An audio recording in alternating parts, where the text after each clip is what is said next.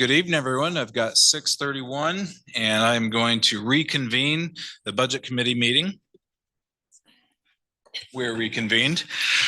I want to just thank you for being here. Thank you for residents and community members for showing up and being present and giving input. Thank you, Budget Committee members, for your service and time and all of the hours that go into following up on all the items that we're going to wind up recommending to the City Council, and certainly staff for fielding so many questions, and just optimistic that we can get to a budget maybe this evening that we can push forward and operate going forward into the next year. Cameron, I'm going to get super close to the mic. So I just want to run through the items that we have on the agenda. But before I do that, we're going to do roll call, which is item number 2. So with the recorder, please call the roll. Councillor Merida. Here. Councillor Hine. Councillor Urban. Here. Councillor Lammerman. Here. Councillor Settlemeyer. Here. Councillor Wilson. Here. Mayor Soulsby. Here. Budget Committee Member Ryan Birdsey. Here. Bernie Donner. Here. Linda Olson. Here. Joyce Settlemeyer. Here. Danny Soulsby. Here. Chris Wagner. Here. Johanna Z. Here. Excellent. Okay, so we're going to continue our discussion over the budget. So we've covered all of the various funds. We had some requests for staff to come back and present some different options to us. So we'll hear about those, then we'll have a chance to follow up on additional questions. And then we will have time for public comment following that. And if we need additional time, we'll recess until May 19th.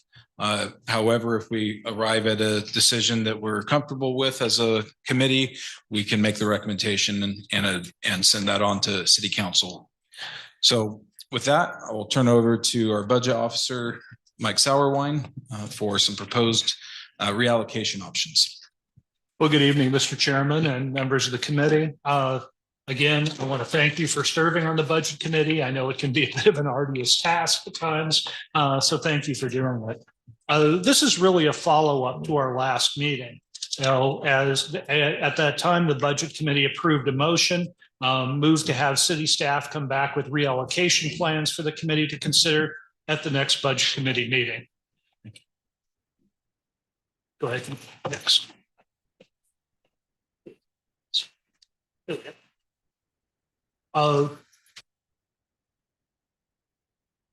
So as part, sorry. Is it? Okay. So we had 3 main options that we could be considering. Obviously, there's others, and the committee can certainly bring those up and we can discuss them. But the 3 main options are a housing development cost assistance fund, transferring funds from that, reallocation of our personnel costs, and potentially a utility fee. So looking at the housing development cost assistance fund, last Monday, the City Council adopted a resolution 2177. Resolution 2177 amended Resolution 2001, and it allows the City Council to transfer funds from the program fund to the general fund. Essentially, what the City Council did was gave themselves the authority to do what we discussed at the last Budget Committee meeting, which is to transfer money out of this fund. So the Budget Committee could recommend to the City Council reallocating resources from the program fund to the general fund in the next fiscal year. Currently, the housing fund includes a contribution of $150,000 from the general fund and $50,000 from the building fund. And with interest, the current balance is about $220,000. So let me be really clear about this. The City Council gave themselves the authority to move any or all of these funds to the general fund. They could move the total balance. They could move $1.50. It's really up to the City Council how to do that, and the Budget Committee can certainly recommend that they do. The second thing that we discussed was reallocating personnel costs. Now, in the proposed fiscal year budget, the city manager and the finance departments, the personnel costs are split 50% general fund and 50% utilities. We could reallocate that so that it would be 40% general fund and 60% utilities. This would free up about $92,000 of additional general fund resources by moving those costs to the utilities. Now, let me hasten to say, this would cause an impact on the water and sewer and stormwater rates. Typically, our basis of comparison is the proverbial single-family home using 5,000 gallons of water per month. As proposed in the budget, the rates for that single-family home would go up $10.76 a month. Now, we also tried to keep the next 3 years increases within the rate of inflation of about 3-4%. I'm not saying that I know how to predict what inflation is going to do, but that seems to be about where we've been for the last couple of years.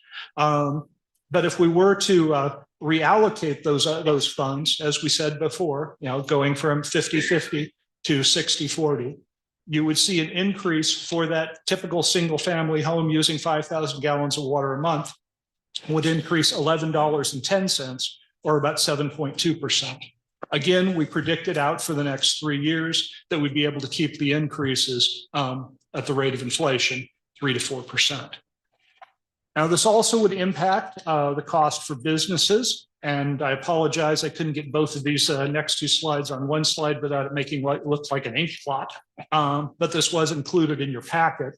You can see that for the typical Main Street business, now a bookstore, they'd be looking at an increase next year in what was originally proposed of $9.41. For a Main Street business, you use a higher water user like a restaurant, the increase would be $21.22. For a business with a large parking lot, a lot of storm drainage fees, more like $166.60. And for a large business located outside the city limits, there's really only one that fits this category, it would be $768.71. And then the next slide, you kind of have to look at slide 7 and 8 on your packet together, and you'll be able to see what the increase would be if we were to move to the proposed reallocation options. And again, this is included in the packet that was emailed out to you and also the one that was on your tables when you came in. The third option is potentially a utility fee. And just as an example, a $4 per month utility fee times 4,100 utility accounts would generate about $196,000 a year. I say about because the 4,100 utility counts is a bit of a moving target, but that's kind of a good number that we use for planning purposes. So with that, I'd be happy to take any questions you might have. Any other information I can provide? Mr. Mayday. Thank you, Chairman Herbert. So with the staff, with the city manager, et cetera, reallocation, the only net cost will be a slight increase in the utility fees? Yeah, like I said, you're going from 50% of the cost of those two departments' personnel costs to 60% being paid by the utilities. And just for the record, the allocation would be we'd be taking the water fund from 20% to 24%, the wastewater fund from 20 to 24, and the storm. Let me stop you right there. So in real terms, we were talking about going from a single family of $10.76 to $11.10. Yes. Which would be 34 cents increase. All right. Councilor Lammerman. Thank you, Mr. Chair. I know Councilor Settlemeyer had mentioned something about changing some FTE evaluations. Have we looked at doing that at all? I've had conversations with a couple of council members about this, that if you're going to reduce a group of positions from full-time to 0.7, I just assume that those positions are going to be vacant because there aren't a lot of people who work for the city who couldn't find a job, quite frankly, paying more by driving 15 minutes up the freeway and working for either Eugene, Springfield, or Lane County. And I can also say that once those positions became vacant, if they were budgeted at 0.7, it's going to be very difficult to fill them. So, you know, if you are going to go that route, you know, I just need to be realistic with you that those positions would cease to have incumbents in. That question. Brian Brucey. Yes, thank you. I just wanted to clarify that reallocating the housing development cost assistance fund is just a one-shot thing. This is not a long-term sustainable issue. No, this would be one-time money. Right. And so what we're thinking about in terms of these minor increases in utilities are a sustainable path forward into the future so that we're at least in part avoiding the situation again. And that's kind of what I'm thinking here is a more of a longer term. Yeah, we can fix the problem short term, but I think longer term, we need to be thinking as well. So we aren't continually needing to right the ship, as you said many times. And I just want to clarify that that's what the approach to the utility minor increases in the utility fee would achieve. Councilor Settlemyre. I also remember you asking the question of the staff, what it would be an equitable distribution, realistic of, you know, how much should be slid over to the utility department of all these FTE. Is this in line? Are we still not quite there?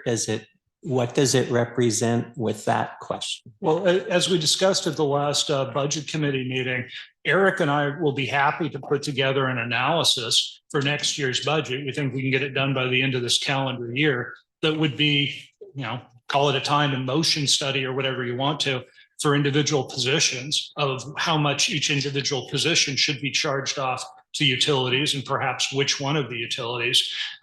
Eric and I have talked about a plan to be able to, you know, do this with time cards for different departments. And over the course of the next 6-8 months, we think we can come back with a very realistic, you know, set of numbers, quite frankly, ones we're willing to put our names on as to what would be an equitable distribution. Understand that prior to this year, all of these costs in the budget were on the general fund. They were not on the utilities, which is unusual for cities to do that. This year, as I stated previously, our goal was to try to increase the rates for that proverbial family using those 5,000 gallons of water, $10 a month. We didn't meet that goal. We got close, but we didn't quite meet it.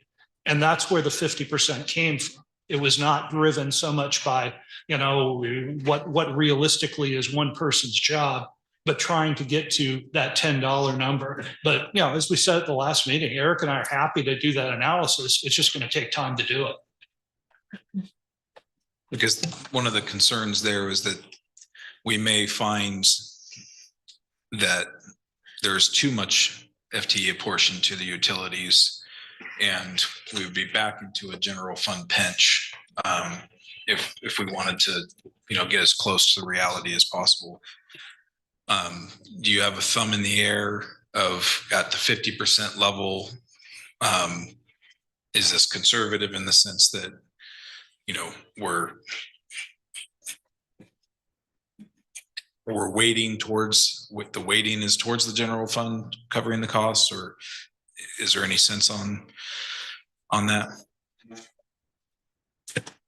Gut, which probably isn't that accurate, is like it's probably around 50-50, but everyone's work tasks are a lot different than mine. And I just like watch the people in my department and myself. So that's why you need time cards or some other way to track people's real time. That would be the way to do it. That is good to know in our consideration here. That's I want to another point. Some of this cost recovery was happening previously through transfers, right? Through admin fee transfers. Can you speak to how that had been done, and then how this presented budget, what is that supplanted by the FTE? Or is it still happening to some degree in addition to the FTE allocation? been working on like 5 budgets for the last month, so I might get information back. But what I think was happening before was that besides the utility billing person in finance, everyone was 100% in the finance department via payroll. And so if you wanted to allocate their costs, they did it through an admin overhead allocation. And they had some formula worksheets set up to allocate those costs. I've said it before, I don't like lumping personnel, M&S, capital all into one bucket that you try to allocate to everybody, right? That's why I split it so that personnel is allocated via payroll with this allocation thing that we're talking about right now. M&S is allocated, which I'll explain in here. I think Landerman asked about that last time. And then capital is also allocated specifically and in 3 different ways. And it's all, the personnel is not in here, but MS and capital is in here. So I'm just trying to make it more transparent where we can look at these 3 main categories and then allocate them in the way that makes the most sense.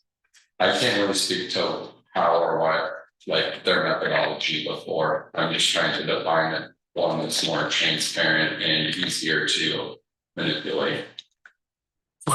Thank you for that explanation. Part of what I'm trying to suss out from that is since that was occurring to some degree, and yes, it was lumped together, there was, some rough percentage of that allocation already happening, meaning the utilities were bearing, some proportion of the cost of the time of those employees. Does this represent a far greater shift into the utilities than we were previously operating under? That's a good question. I can't answer it. I could come back with an answer next time. But look at like a few previous years' budgets where the allocations were done in the previous way and figure out how much was allocated in total versus how much is being allocated in total through this method, and we could compare those 2 total numbers. Okay, cool. Yeah, part of that's what we're trying to figure out, how much of the impact of making up for the deficit we have and how much of it's a shift in effectively policy of which funds bear the cost. And I'm having a hard time figuring that out at the moment, but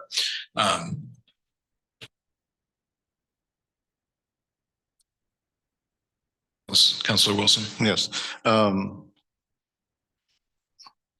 Exactly how to word this. I've talked to a great deal of constituents around the city and that have been paying very close attention to the budget process that we've been going through. And the shift to higher utility costs is very concerning to many of the elderly residents of homeowners in our city that are having trouble meeting it now, let alone an increase. So that's something that as representatives of the entire city, we need to keep that in mind, that we're shifting a burden onto the homeowners of this city that they're going to have trouble meeting. So just keeping that in mind, including my own household. Councilor Lamberman. Mrs. Sutherland, I can go first. Get her hand too. So if I understand this, the 3 options are using the fund that they allowed on Monday, shifting around the percentages of the general fund and the utility. Utility fee. The utility rate. So when this budget originally came to us, so I understand your earlier response to Jim's question about the part-time FTE. Did we look at changing any FTE in other departments besides the library, or just cutting full FTE from another department? Because the cuts that I saw in the original budget were just out of the library, if I'm remembering it correctly. So did we look at other departments and maybe we don't consider it on a part-time basis, but a full-time cut? Well, as I discussed when I gave the original budget presentation, over the 2 years that I've been here, we have eliminated positions in our police department, our city manager's office, our community development department, our public works department. We eliminated positions at our community center. And during that entire time, we did not reduce any staffing at the library. You can call that my personal, wanting to, essentially hold the library harmless as much as we could. But I really feel like we have eliminated positions in a number of different departments previously. To answer your question directly, as recently as about 2 weeks ago, we eliminated a position in our finance department. While we're still even going through this budget process, we have one less FTE in our finance department. The amount that we are paying for the two CPAs, cover your ears, Eric, the amount that we're paying for the two CPAs and the work that they're doing is actually less than what it would have cost us to have employed a full-time finance director during that same time period. So are we looking at other departments? Definitely. I mean, we talked a lot about our community development department where we essentially eliminated the department director position and have done some reorganization and restructuring within that department to be able to reduce the number of FTEs overall. We are continuing to pursue opportunities to contract out. We continue to look at opportunities like, within our police department, are we able to work more closely with the county on some of their operations? Ultimately, we determined that it would not save us any money to have gone to some sort of a joint county dispatching. But we continue to look for every opportunity that we can find to make cuts across, especially the general funded programs. As I've said on previous occasions, we're essentially a utility with a library and a police department. And there's nothing wrong with that. There's cities all over the state that's how they operate. But yes, we have eliminated positions across the board in the 2 years that I've been.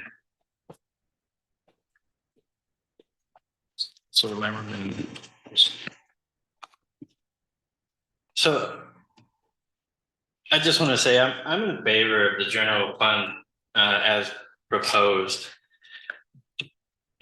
What I'm not in favor of is basically by all accounts, a illegal shell game of moving funds. Basically, in order to add more money to the library, we're creating a deficit in our water department. Generally, by the city manager or the finance department being paid percentages from the water department. It's in correlation with the percentage of work that they're doing for that department.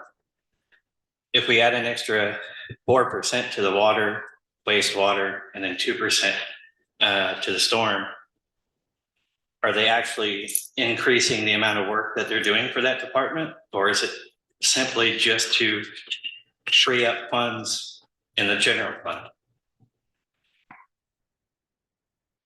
The other issue with that is it basically says, well, we have a small minority of the community who wants to have more full-time paid positions at the library.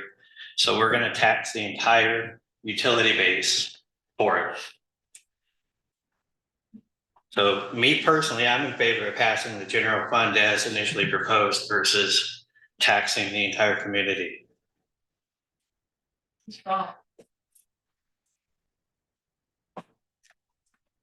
Committee Member Olson. Thank you. So if I remember right, at the town hall, the majority of the people who were impacted or outraged by the proposed cuts to the library and the pool live outside the city limits. So it only impacts the people who live inside who must carry the burden of that. So my challenge is not to kick the can down the road and hope that next year we can find more money. They knew in advance. Last year we had issues with the budget trying to cover they wanted 95,000, I believe, for the people. I think that we need to come up with strategic plans that work within our budget. And I I feel threatened by taking the money from our housing promotional money, the ones that are used to build our community and has a return on the investment when we do invest those. I don't have a solution, but I think that by raising the rates, adding cost for life, making some accountability so that there's some vested interest in survival of those two entities, the pool and the library. I think that the users need to be have vested enough interest in it to actually participate in the solution, not just put it on the shoulders of the citizens who live within the district or within our city. So I would hate to drain down the housing fund. I don't mind a $4 a month rather than a $10 a month, but there again, we are kicking the can down the line if we're not realistically right-sizing our library and realistically recognizing that the city does not own the pool. The school district owns the pool, and we have a responsibility to help keep it open, but the word is help. So I'm challenged by us carrying the whole burden of it. So it's just my point of view. Thank you. Councilor Lammerman. I also just want to be somewhat clear that the funding for the pool does not come from the general fund. It comes from the community promotions portion of the funding. So by shifting some of the funds for the city manager over to the water department, that 92,000 that would get freed up wouldn't go towards the pool anyways. You could. Well, if we allocated it to the community promotion portion, yes, but there's better uses for that money in the general fund. Yeah, let me be clear, the community promotions is within the general fund. But if you were to free up additional funds, as you said, the committee would have to decide what to do. Councilor Mirade. Thank you, Chair Irvin. So let me talk a little bit about the pool. So the city's contribution to the pool is to allow community use of the pool. The school district operates the pool for its students, for swim lessons, for PE, for their swim team. When they open it up to members of the public, that is in addition to their operating budget for their students. And that's why the city has offered money to help offset that cost. They have requested it, well, if we're going to have public swims or classes or et cetera, that is outside our scope of operation. And if you could contribute to those programs, that would help us provide them to your public, to your citizens. So that is what the city's contribution, in addition to the water contribution, has traditionally been. So it's to provide that community access to the pool, which is a school district facility. Does that make it a little clearer? I'd like to Committee have the members. city approach the school district to add a therapy pool. So that was an added Yes. that the city used to maintain in the community center. The budget for the pool is over $400,000 that the school district funds. So the city is funding just a small piece of what the pool costs. And that cost is community use, which is the therapy pool and laps and times that the students are using. Yeah, and then I was not quite done. Sorry. So, and again, these options that came up could be also looked at as a palette of options. You don't have to do one or the other or the other. You could do a portion, a small utility fee. For instance, if you did $3 a month, that would generate $147,000, $2 a month, $98,000, $1 a month, $49,000, 25 cents would generate $12,000. I'm well aware that elderly residents are overly impacted, and me being a socialist, I've often thought that it would be best if the people that can contribute to help people in need would be welcome. So if we added a 25% utility fee, that would generate, again, $12,000 that could be put into a fund to help those most impacted by rising utility fees. So there are many solutions at our options. So we could take some from The personnel cost allocation of the small portion from the housing fund, a small utility fee, and also raise whatever money we would need for our budget. So it's not an all or one.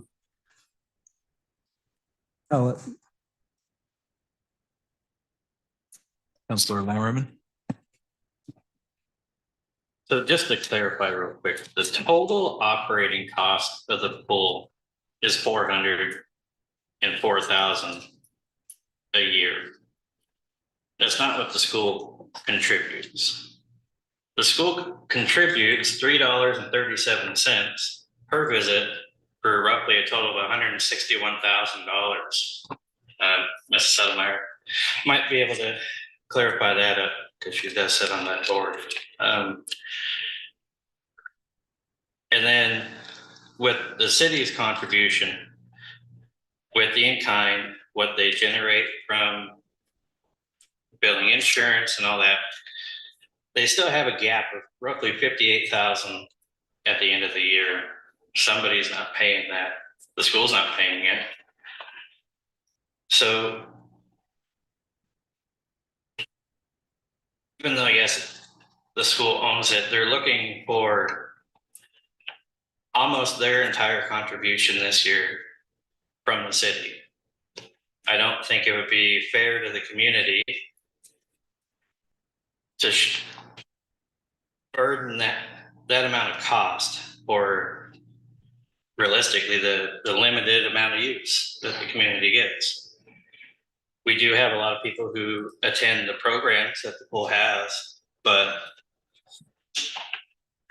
if a couple wanted to take their kids down to the pool, they're very limited on when their kids can go down and freely swim unless they're in a program. When you look at the pool schedule, Tuesdays and Thursdays from 7 to 8:15 is free swim. Most kids, my kids, they're getting ready for bed at that time. They're not looking to go down to the swimming pool during the week. If it was on a weekend, I could totally understand that, but I don't think it's fair for the school to be asking the city for so much money when they don't even barely contribute that on their own.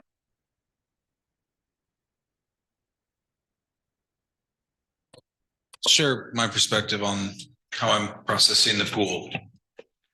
I do see the history of the community coming together to ensure that there was a pool to be used. I think it's an asset to the community, that it serves a vital role, and that there has been a longstanding history of support. The city should be recognized for its contributions as well. And you know, it's not insignificant. It's the water, it's the contributions that have traditionally, as long as I've been a part of this, but in the community promotions fund, and you know, the help, and it was a help to us as well to do the transfer of the warming pool and build out, and that wouldn't have otherwise happened without the relationship. So I'm inclined to recognize that there's a community, not just school district benefit, and that there should be some ongoing support from the city in honoring of that. I would like to see it not in community promotions, but its own budget, where all of its costs and what we're providing for, whether it's in its own budget or whether it's showing the water, showing all the expenses that the city is actually incurring to support the pool. It should be transparent. I don't want to do that anymore as a city without a seat at the table for how it's operated, for what programs are actually offered, for some way to work with the school district to set up scheduling, that there's an actual seat at the table for that, to ensure that the balance is right for what's available to the city. So I'd be inclined, it's hard to put exactly what that figure is without some of that operational cost information and what the opportunity is, but I'd be inclined to find a way to, and I do realize potentially this one shot kind of year, to shock the system so badly that you can't adapt to it is extremely detrimental. That's why I'm in favor of using that SDC transition fund, at least for a year, let it build back up, it is a worthy, opportunity fund, but to use that to go, okay, we're gonna seed this, but we've got now one budget cycle to start to really right the ship and get the information we need to make better decisions next year. So I think that might be at a $75,000 level. I'm not sure, not counting the water, but maybe as a committee, we can say, hey, we'll do this contingent on contract, as negotiated. So that's how I'm thinking about the pool. Councilor Sotomayor. We're dancing around two different topics without resolving either one.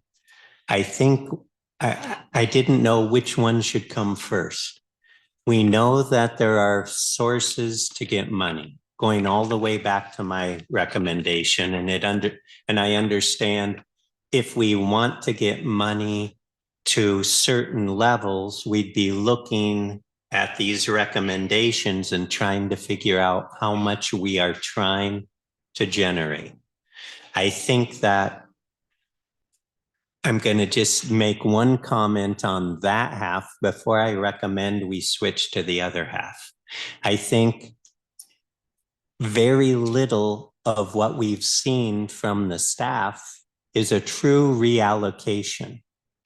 That's what I understood we were going to get back from the staff, was that reallocation. And I was told this is what we were going to get. That kind of goes totally away from the idea of our city is hurting and we need to shrink. But I do take, and I really can't handle someone saying, we've all shrunk equally, and 4 of the positions in 1 year are being axed out of 5 from one of our departments. It is a valued department for the city. We have found out through, if we value any kind of public input through the places that we have sought public input. So I've taken a shot at that part and said, we got to decide where we're going to get money from. But first, I think this council needs to decide how much money we are looking for. And that means, are we doing something with the pool or not? And if we look at that fund, we got to look through all that promotions fund. What in here is worth, now that we've seen some of the challenges of getting money, which of these funds are we looking for money for? Look at the library. Is that something we're going to do? Are we going to just leave it with 1 FTE for this next budget cycle? Or are we going to find $100,000 like I recommended, to go for it? But we got to decide it before we sit here and try and talk about where are we going to get money. Maybe this council will agree with Russell and say, Randall, I'm sorry. Randall, and say, we don't need to look for any more money. We're happy with this. So can we please look at the promotions account?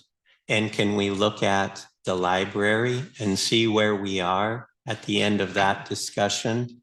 And then see how are we going to reallocate, take, shift, and we'll know how much we're looking for.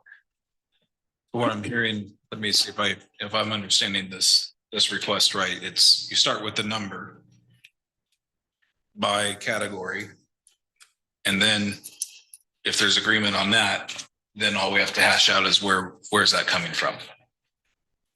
So I think that's where we have to come to tonight. or in this process, certainly.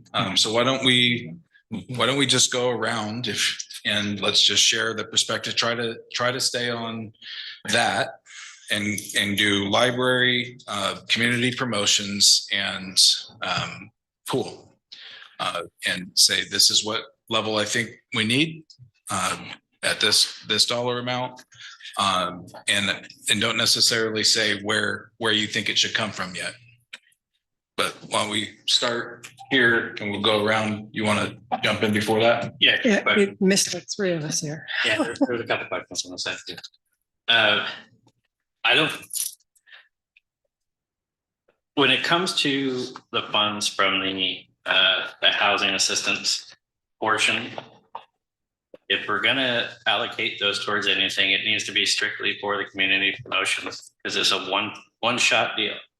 It's not something that can happen every year over and over. So just keep that in mind. And then parts of the library, we need to figure out a way to fund that. And the reason I'm in favor of the general fund as proposed is because, yes, they might have to tough it out this year, but we might be able to add more next budget cycle. This is simply just to try to correct an imbalance that happened. And maybe next year we won't be nearly this bad.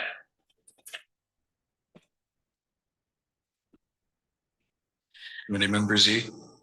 Thank you. So regarding the pool, I'd like to see also the 75,000 allocated, but with a stipulation that a contract be entered into within 90 days. I like the idea of having a seat at the table. I hadn't thought of that. But with mutual understandings and support, that there's a certain minimum number of hours open for the community. And that we continue with the in-kind donations. We do this for maybe another 3 years and then reevaluate, or we taper down. That there is some way, though, as I mentioned before, in that, having that contract where people within the city are perhaps given a discount as opposed to people outside the city, because we are the ones, with the burden of the cost. I would not be in favor of an reallocation of the positions.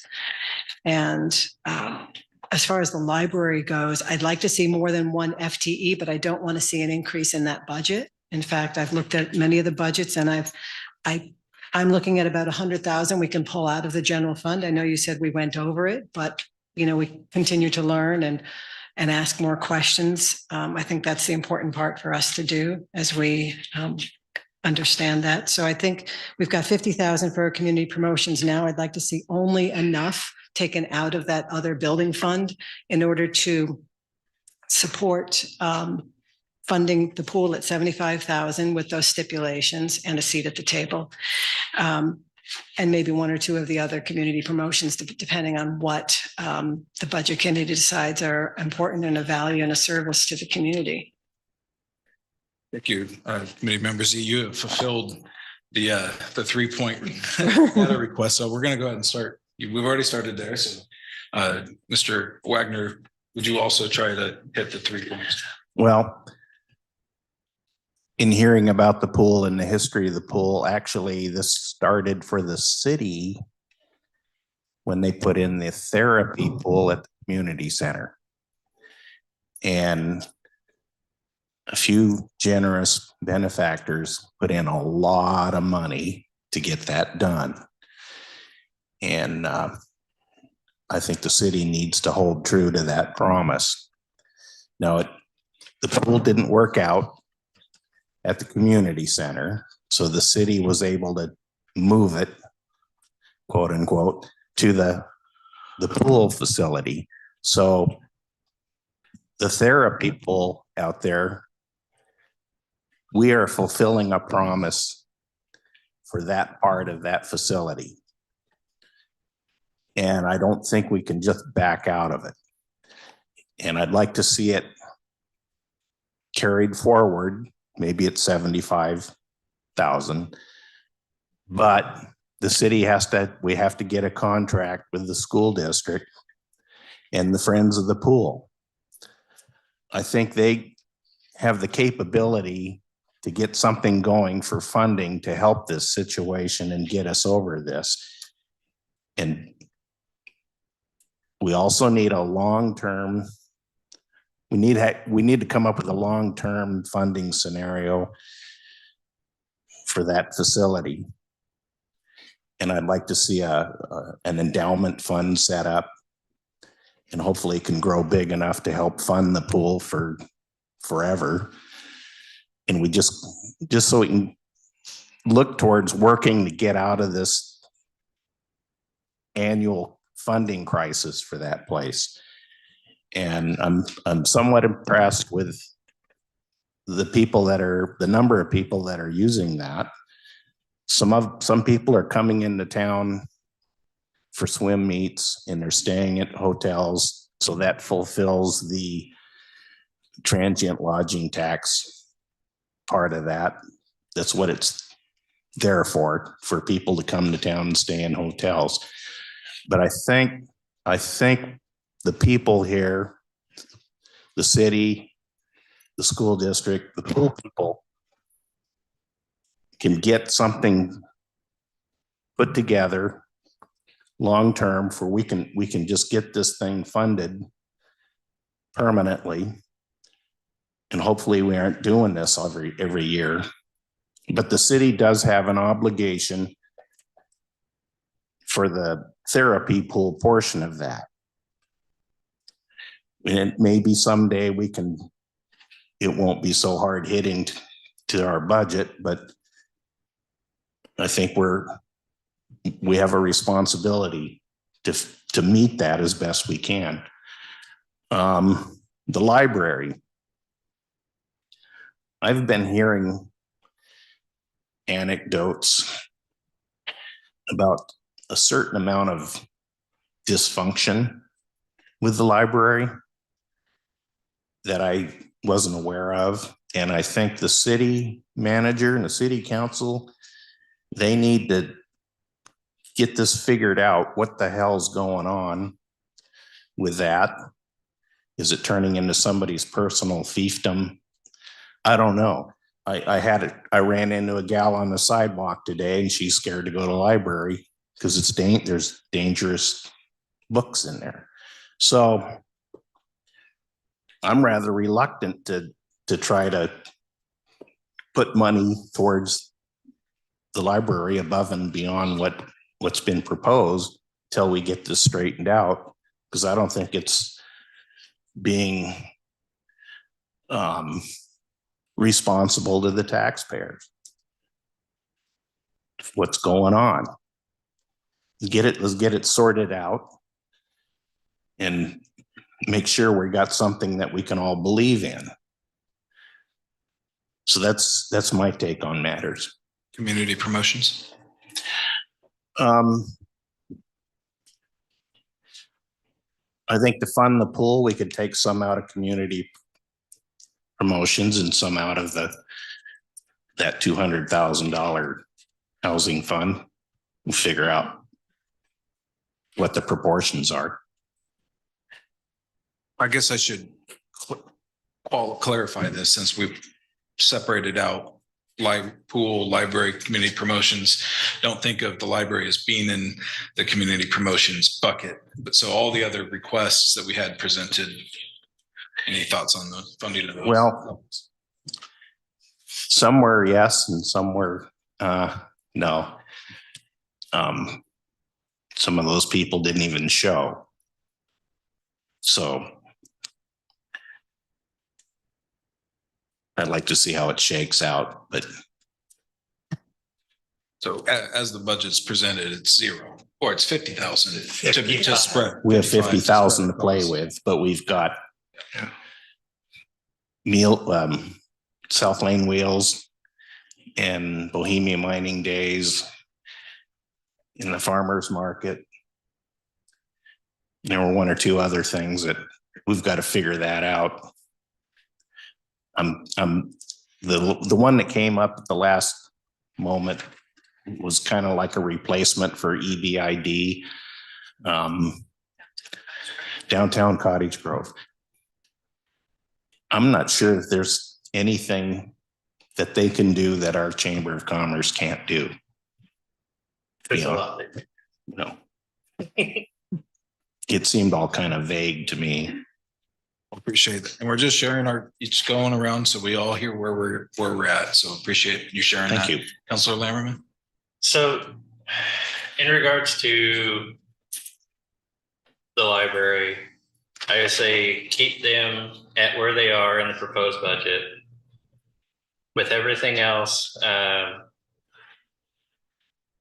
according to my numbers, I think that we simply just need to pull 94,000 out of the housing fund. And that would fund the pool at 75, which is our current. A big part of that is I completely agree with you, Mr. Chair, that we do need to have a seat at the table with the school in regards to the pool. We need to have a current grant agreement since ours expired in 2018 with clear goals and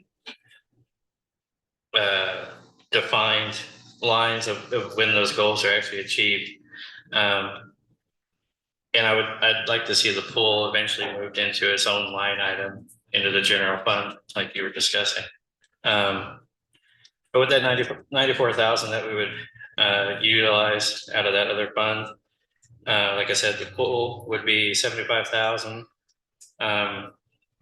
Everything else would be funded except for the community promotion fund for the Union Symphony. I think we should move that 5,000 towards the fundraising efforts.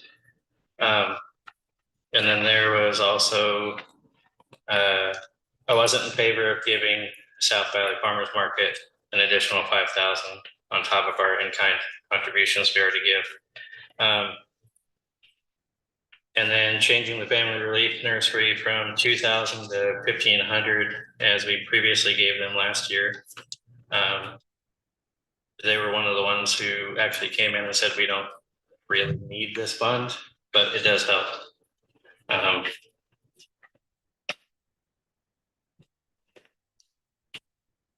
That's where I'm at with it. That's pretty quick and simple. Thank you. Committee member Sedemmeyer. That's what you want us to do, is go down the list of community promotions and give our. That's up to you. Okay. More general is also acceptable. They're mainly looking for a number of what we want to achieve. Well, I would like to reiterate what several of you have said, that the collaboration with the city and the school district is important. And that's part of the challenge, is there hasn't been a formal agreement in writing. So I definitely agree that that's a good thing to head towards. And I just want to point out, our community is unique in that collaboration. A lot of cities that have pools have had to close them because they were city run only. So we have that collaboration and it's worked really well, and that's how it was built. So that's what we, on the Friends of the Pool group, are trying to really make sure people understand. And I think this is happening with people visiting the pool and hearing more about it. So I think it's an ongoing conversation, and I obviously would like to see the support. And I feel like one of you said, it is an obligation the city made. They asked school district to put the therapy pool in their facility. So I think by asking that, they were in kind saying they were going to help keep it running. So I think that's important. As far as the library goes, going from 4.4 FTE. Do you have a number associated For with the pool? Or for the pool? Yeah, I agree with the 75. I mean, I'd like it to be more, but I think in looking at all the numbers, the 75 is the reasonable amount. It's what we've done in the past. As far as the library going from 4.4 FTE down to 1, I liked one of the proposals. I don't remember where it was at this point, of the 2.4 FTE. So that left a full-time, and then 2.7. So that was a staff of 3 at the library. They're existing 0.7 positions. So you're not cutting back. You're keeping it to 2 part-time. So I don't know that I can quantify that. I've heard questions. Maybe can I offer, it looks like that would be about 100,000. And that was the amount. So the amount I would say, I'm not following directly where this all comes from, because that's not community promotions. That's from wherever it comes from for the library, 175 for the pool.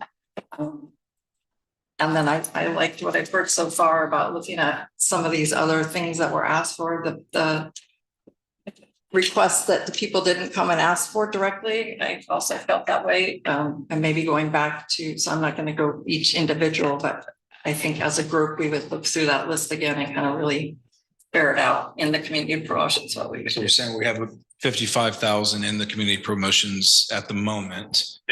50. That's what I said first, and somebody said 55. If it's 55. 60. We have. I'm sorry. If you look at the two numbers and I asked if it was 55 in one of our meetings and I got permission to call it 55. It's irrelevant from the point of It view. really isn't irrelevant when you look at those. Oh, okay. We're navigating this round the horseshoe here. So, I mean, let me just say this point. What I'm listening for in the community promotions is there's a amount in there, and I'm happy with allocating that amount among the various, or I want to add X amount to that or reduce it. That's kind of what I'm listening for, because we're coming up with a number that we have to find funding for, but budget officer Sauerwein. Good evening again, Mr. Chair. The $55,000 versus the 50,000.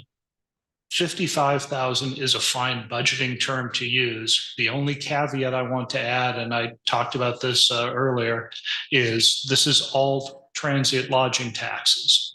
And the trend in our transient lodging taxes is going down, not up.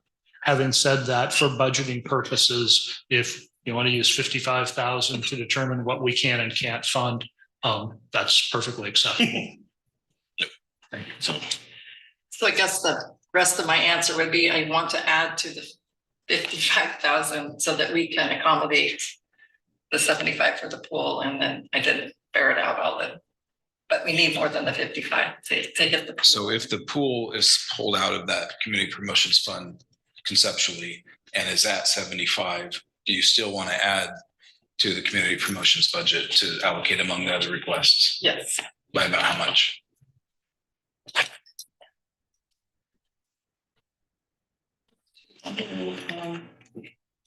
It's like another 50. BMG, South Valley, looking at all the other. But a total of about 105. Total 105. Thank you. Committee member Soulsby. Okay, I'll do the promotions line item there. Mike made a good point. That's a percentage. So I think that we need to address that as a percentage in the future. So whatever percentage goes to chamber, whatever percentage goes to farmers market, or whatever we choose, that needs to be in the form of a percentage, so that we're not having to come up with funds that we've promised somebody or they put in their budget and counting on it to get.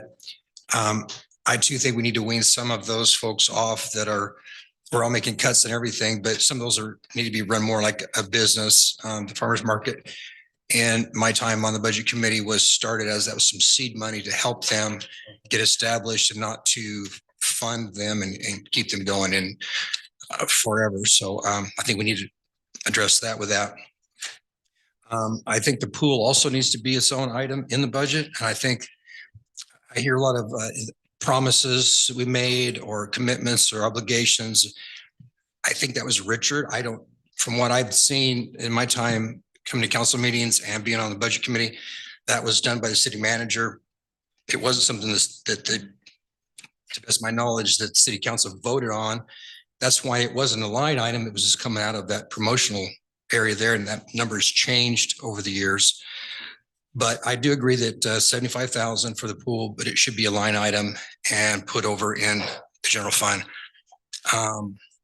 The library, I think there does need to be some adjustments there. I think that some cuts there. I don't necessarily think that leaving one person there is the answer, but maybe adjusting to 3 employees and maybe adjusting the pay scale for that one person and then keeping 3 people and some part-time people. And I do think they really need to find a way to use volunteers. I know there's a lot of people that have wanted to volunteer.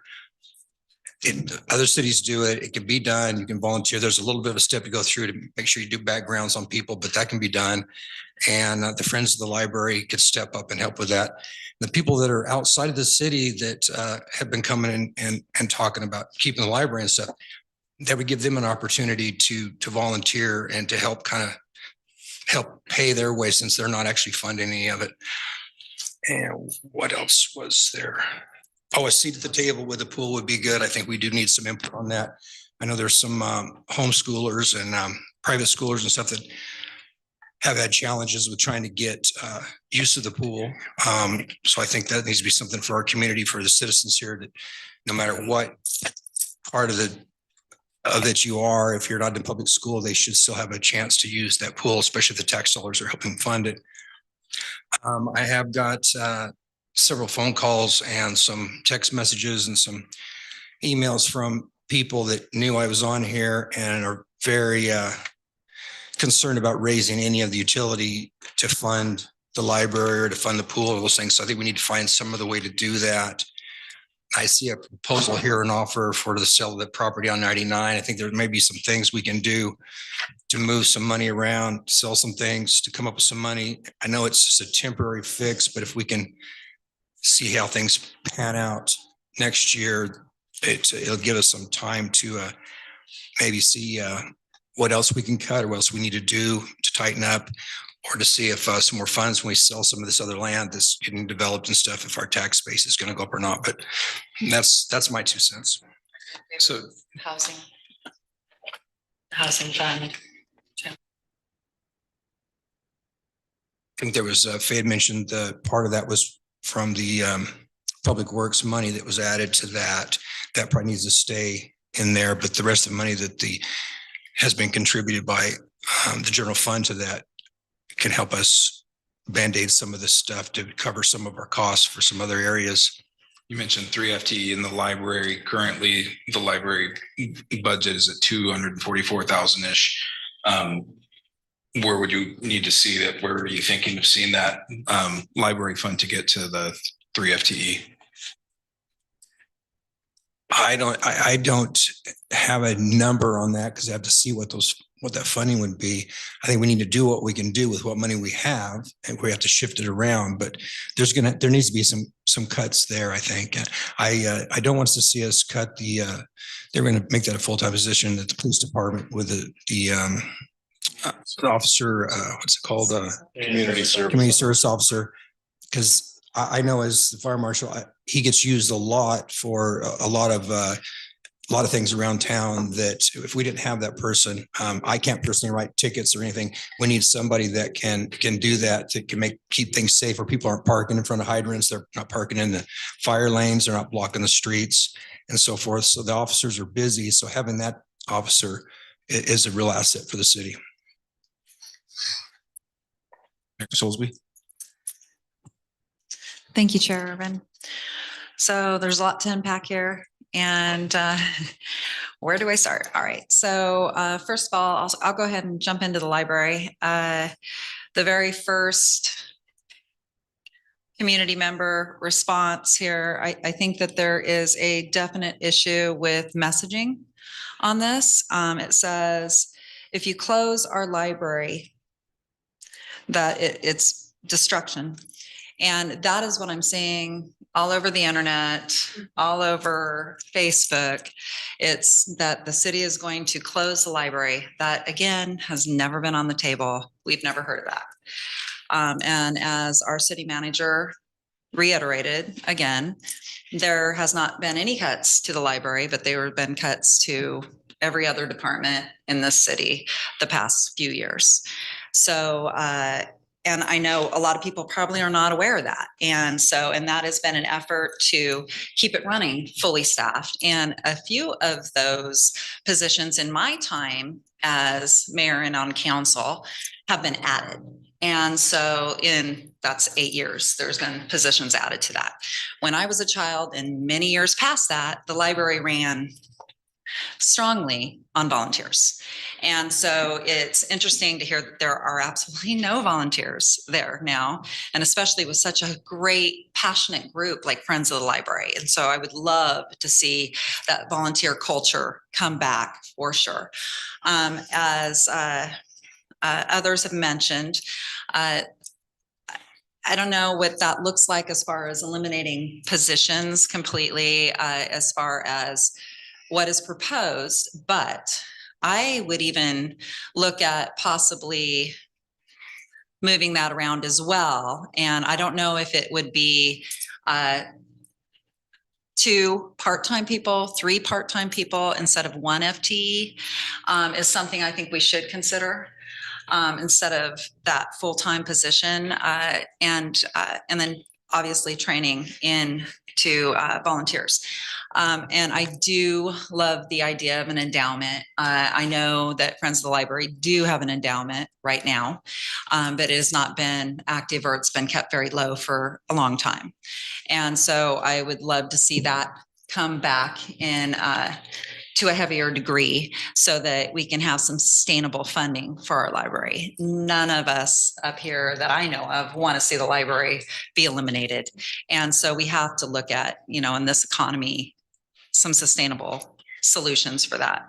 I am in favor of moving some money out of the housing fund. I would not want to drain it.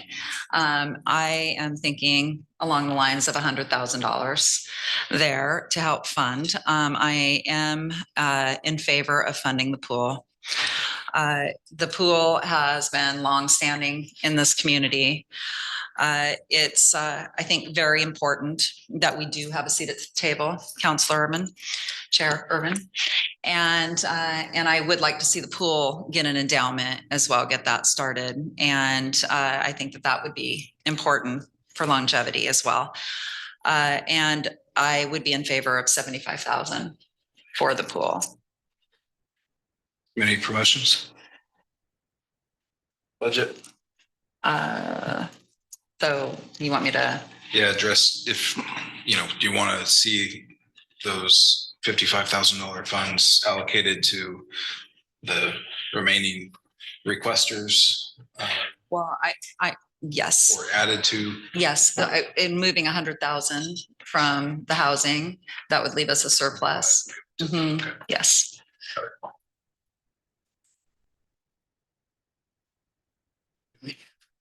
So do me, I'm right here. So 75,000 to the library, like I already mentioned, to the pool, as a separate funds. I do want to encourage alternative funding sources. I am thinking of the housing funds as being the primary use, the one-time use, to fund now, to give time to make changes going forward. I would like just see if there were ever a cause that could be championed for the formation of a rec district. I think the pool makes really good sense, especially what we've seen the support this year. And so I'd want to support that effort, connect people as, hey, you've got a lot of outside the district or the city limits users. We got a lot. It is a broad community asset. And so that cost should be borne, going forward, I think as fairly as possible in that way. The school district's boundaries were actually some of the boundaries that had been discussed about a rec district. So maybe that makes sense. Library, I am open to seeing it somewhere at the $300,000 level funding, rather than the 244, to not have just one FTE. I don't know how that has to be split out. I don't know where there's other potential cost savings, but having it staffed at an adequate amount that there are available programs that are welcoming in an environment that is welcoming to the broad swath of our community is crucially important. I think budget issues aren't so much What give me hesitation, it's access and attractiveness to the broader community. I think that libraries are very important, that they provide an excellent opportunity where we may not always be able to rely on technology and connectivity, but having knowledge stored tangibly is something that we ought not take for granted, and access to it. But it needs to be a place where our community feels welcome to come into.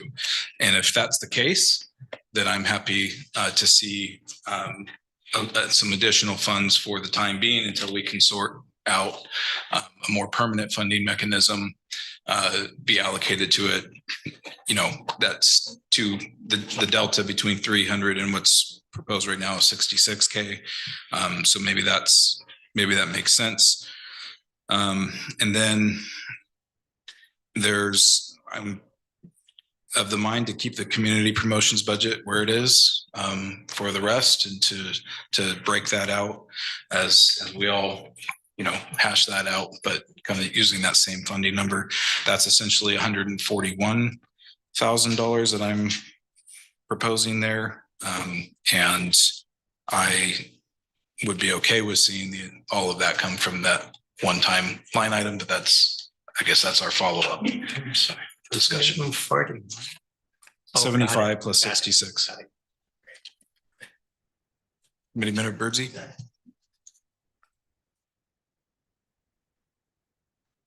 Yes, good evening. My thoughts here are take 75,000 out of the housing fund, allocate that to the pool, one-time shot only, put the pool in as a line item in the budget. Whether you put it in a parks and rec budget or wherever it ends up, have that in so we know every year how much we need to allocate to that. And it's a one-time only deal, so we're not getting the housing fund. With respect to the community promotions, that would leave about 50 to 55,000, depending on how we define that. A simple way would be to just allocate it by percentage of last year's allocation for those that requested the funding. If they showed up to the meeting and made a case for the funding, I mean, that certainly takes more weight, I believe. But an easy way to do that is just to give them a percentage. I think that was discussed earlier, and that leaves a lot of the arbitrary decision making out of the process. With respect to the library, I think there's a real value in adding or having 2.7 FTE in the library. We've got one left. I think you can make something happen with 2.7. My comment's not going to be very popular here, but if you look at just the numbers, you can have a 300,000 by eliminating the head librarian position and leaving the other 4 in place. It's just one way to think about it. But we can, with adding in a senior librarian, or I guess the librarian, the 1.0 FTE librarian and a 0.7 librarian, roughly you're looking at a 150,000 with those FTEs. If you put in the 2.7s or less than 100,000. So there's certainly ways to do that and reallocate some of this good money to fund the library so that they do have, in fact, a viable staff.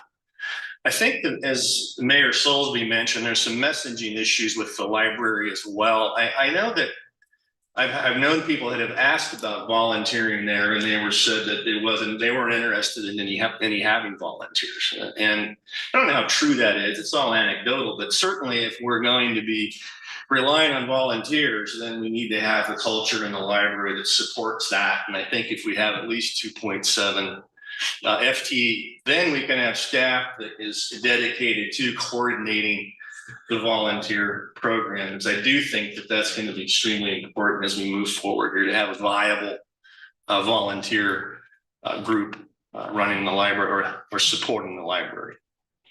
So that's my 2 cents. Thank you. So I'm hearing an FTE in the library. With the proposed budget, are you seeing an increase to support the 2.7, or doing that within the? I think we can, well, if there's a way to do that would be to bump the utility rates a bit to cover that. That may not be popular, but I think that that's an equitable way to do it because it's a citywide service. And whether everybody in the city uses it or not, certainly that's open for discussion. But I do believe that there's some room there to find additional funds, whether it be in the utility department to fund that one. Rather than where it might come from, about how much are you expecting us to need to find? Well, I think if you, as I said earlier, if you fund the 2.7 FTE positions, roughly 100,000, as Councilor Settlemyer mentioned. If you have a one more senior person, a 1 FTE and a 0.7, you're looking at about 160,000. I believe 140,000. Excuse me. So based on this year's budget, so bring it about 380. So plus 140 will put. Yeah. Okay. Member Donner? Thank you. Thanks. I'll make mine shorter. I'll agree to whatever we do as far as community, how we spend that. I feel that times are tough, and I think that we should send a signal to both the pool and the library.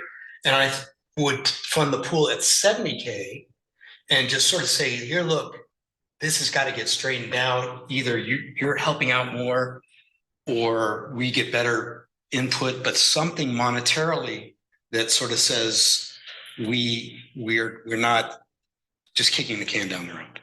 And then with the library, I feel libraries are super important, but in today's age, I don't think every day of the week. I would propose a Monday, Wednesday, Friday, or half a day and work it from there.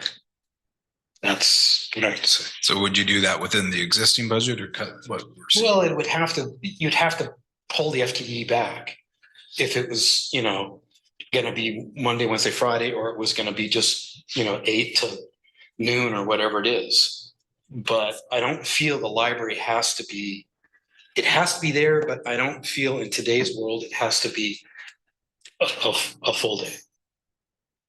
Unless you do it Monday, Wednesday, Friday, it doesn't have to be to the extent services have to be what they are at present. Councilor Wilson? Okay.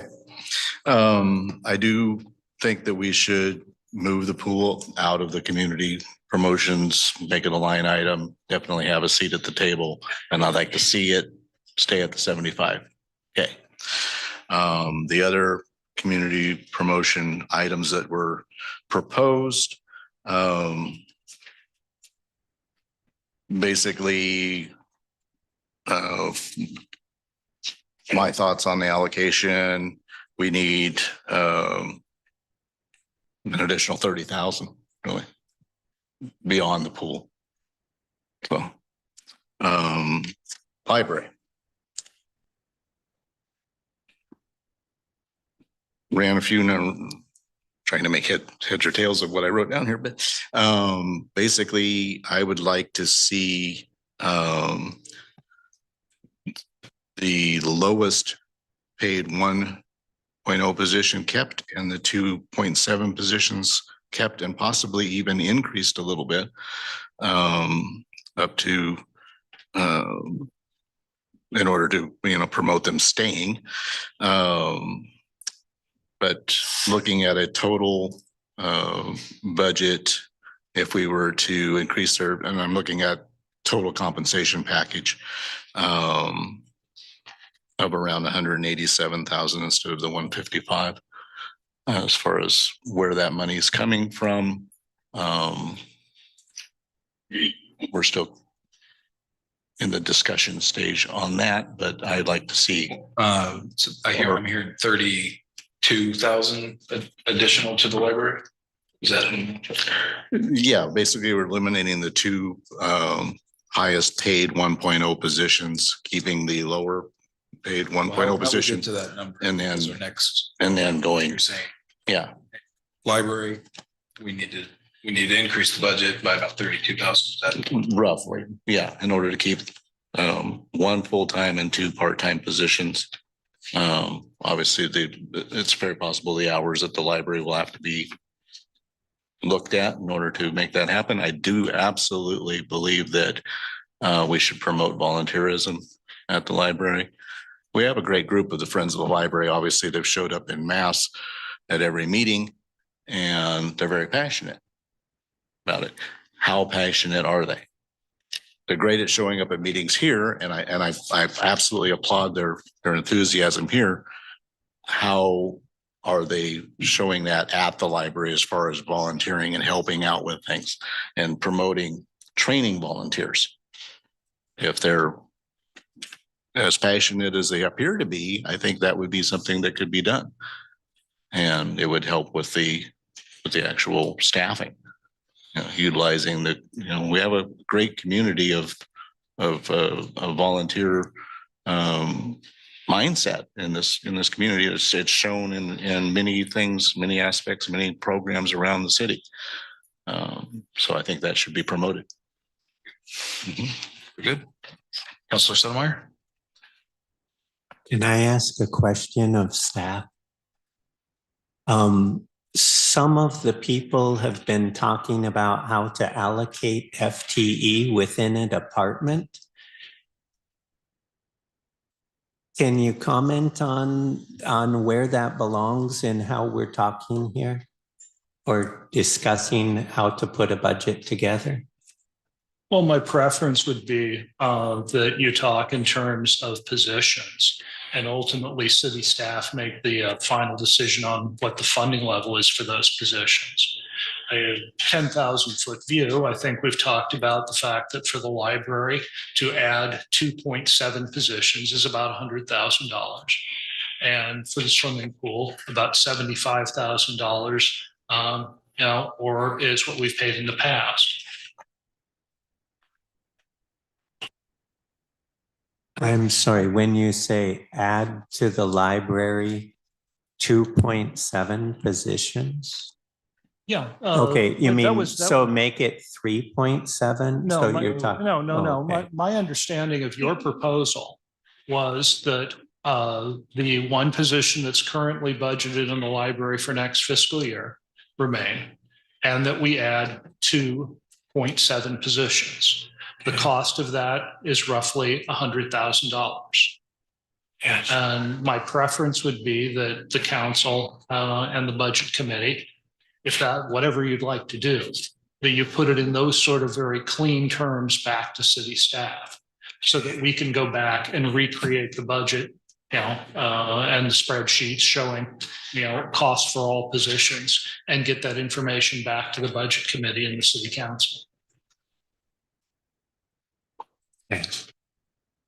Does that answer your question? Or? I think so. I'm just kind of, when people are doing some of the math, they're saying if we get rid of this position and we reallocate it to these other positions, we don't need any money there. And I'm wondering is that something that we can recommend and send back to you, and does it make sense? Well, it's my understanding of the process, and please correct me, is this is an opportunity to say there are no bad ideas. Everything gets thrown on the table and let's discuss it. Okay. Nobody has presented a motion. There's nothing for staff to do at this point because there hasn't been a motion. It hasn't been seconded. It hasn't been voted on.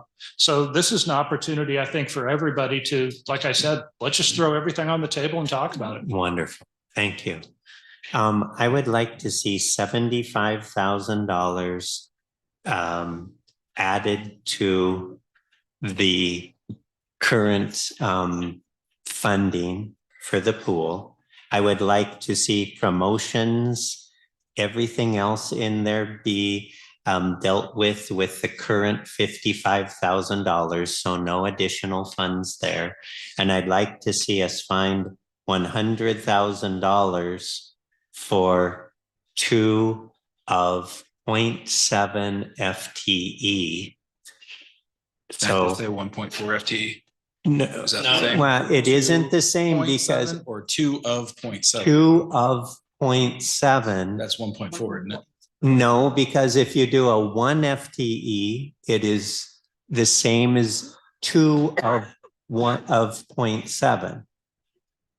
If you do one FTE and you pay for one FTE, it costs the same as 2.7 FTEs. So that's what I'm trying to be really clear about.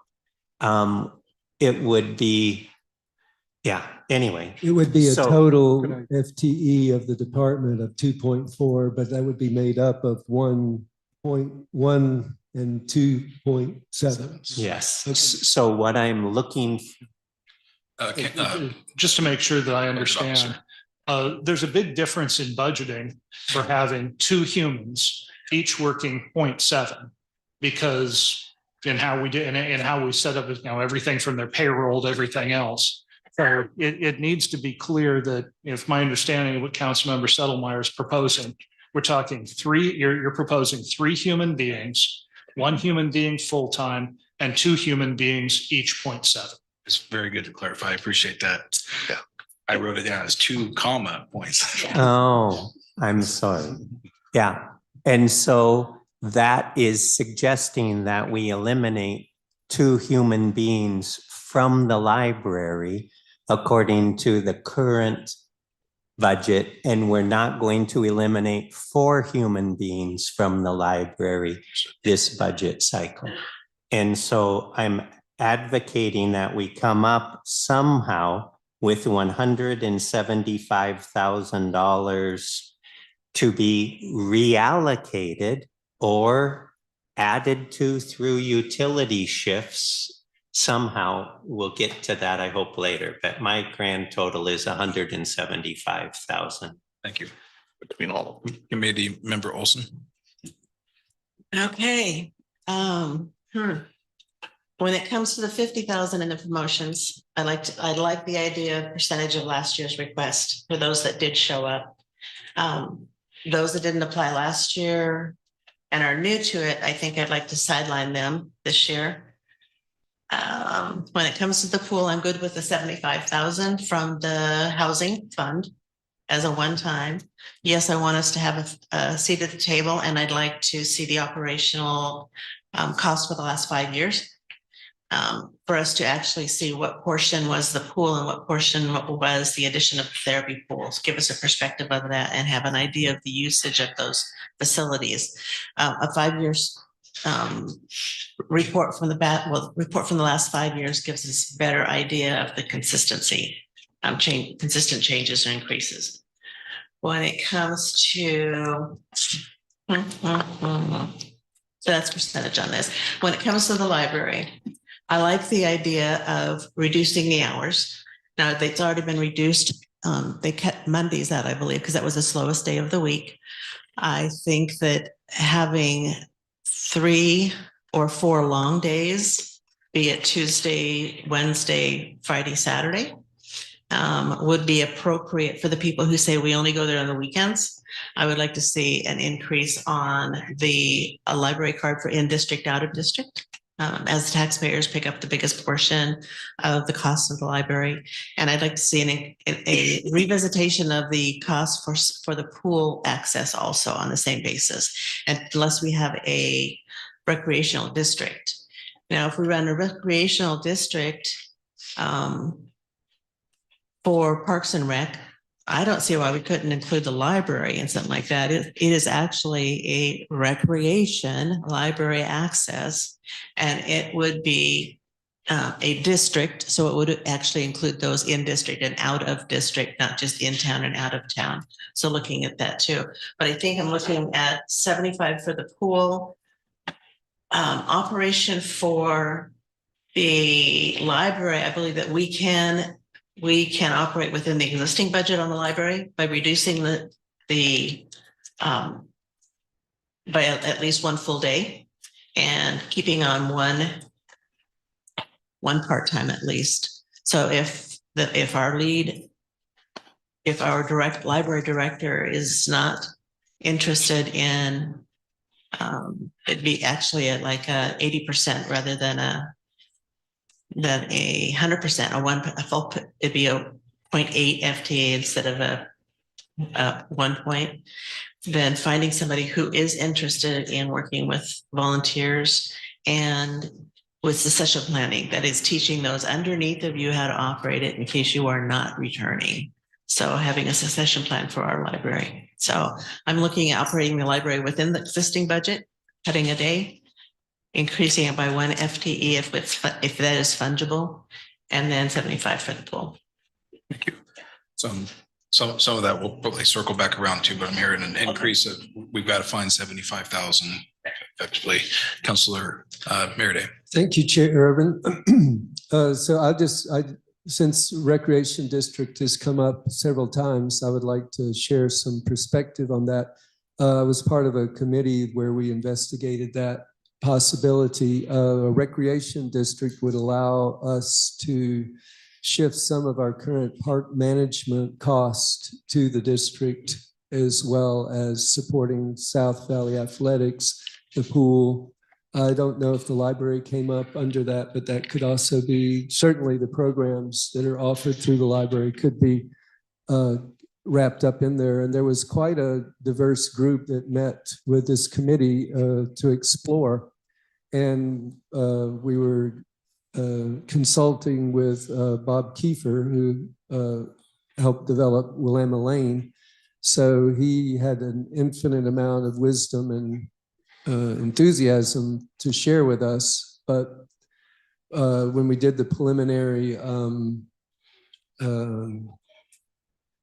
investigation of the polling to see how it would, the chances of voters supporting a recreation district, it did not look good. And our experience with the road measures kind of solidified that people are not willing to add to their tax burden. So the concept is great. If we could figure out or convince enough citizens that it would benefit them to foot the bill, I would be right there with you on it. But the numbers didn't come back as that being a real possibility.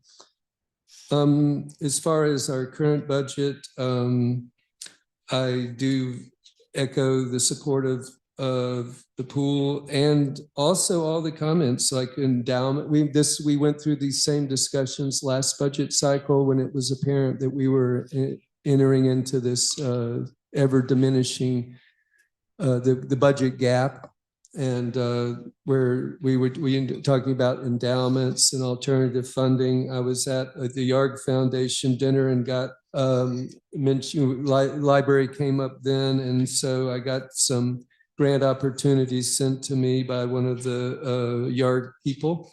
So I'm going to pass those on to the city manager. So yeah, we have to find some ways to make to support things, and I believe endowments for both the library and the pool are really key. That's how they got built. The Woodards supported building the private library that's currently on 6th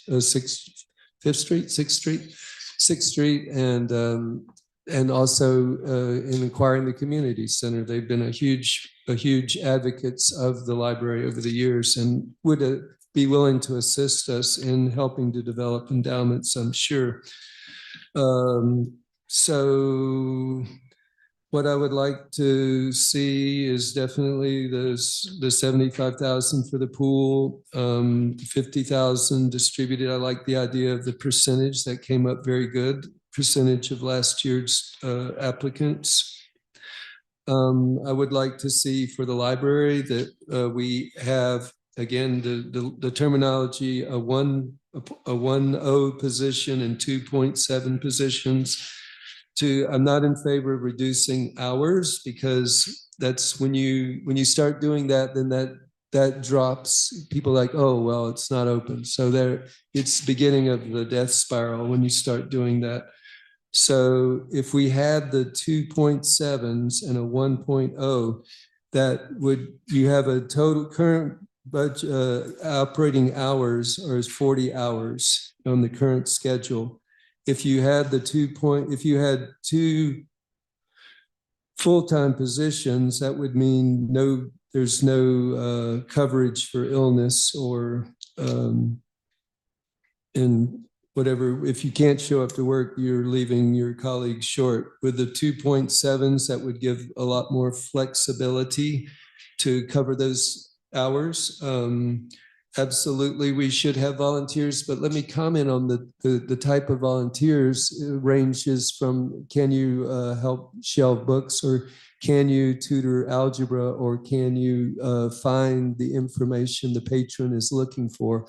Those are all different skill sets, and volunteers come with a wide variety of skill sets. So yeah, a lot of people are good enough to help do some basic computer work, but others are very computer illiterate, and it will depend on your volunteers what they're able to do. And so any given time, someone coming in need of services, if you're relying on a overall volunteer system, there's no guarantee the patron could be aided.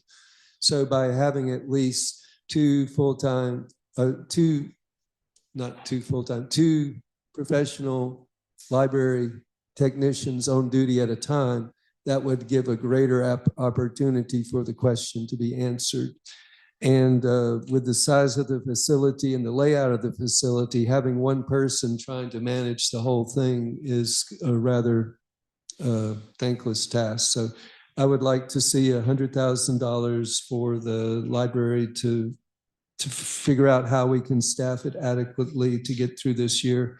And again, pursuing all the other ways of funding through the current year, and partnering with the Friends of Library to look forward to more permanent solutions. At least $75,000 into the community promotions to cover the pool, and with the 50, I could go higher, but I would be satisfied with that.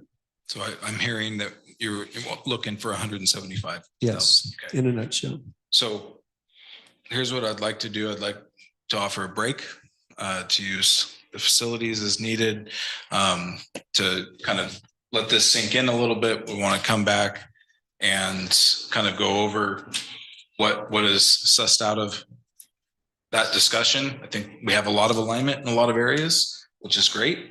And then get down to the brass tacks of, if we're going to do this, then where's the money coming from? Could I ask? Council Sotomayor? I'm sorry. Manager Sauerwein. I'm not sure I read what you said correctly, but if we say that we would like to have one full FTE and 2 of 0.7 FTE at the library, are we close to saying that it would cost $100,000 over what this budget has? Yes, again, no one's presented a motion, nobody's seconded it, nobody's voted on it. So, to create the scenario that you're talking about, my preference would be that someone would move to say, let's add 2 humans, each 0.7 to the library budget for $100,000, and where that money would come from, for example. Thanks. And anybody can make a motion at any time, but for the process to be as smooth as possible, in my estimation, we need to give some more time on hashing some of those things out, just to help facilitate this process and keep it running smoothly. So with that, let's do a 10-minute, and we'll come back here and be ready to go again. Ding, ding. Ding. Didn't come soon enough for me. The bails. I like the perspective of it. Yeah.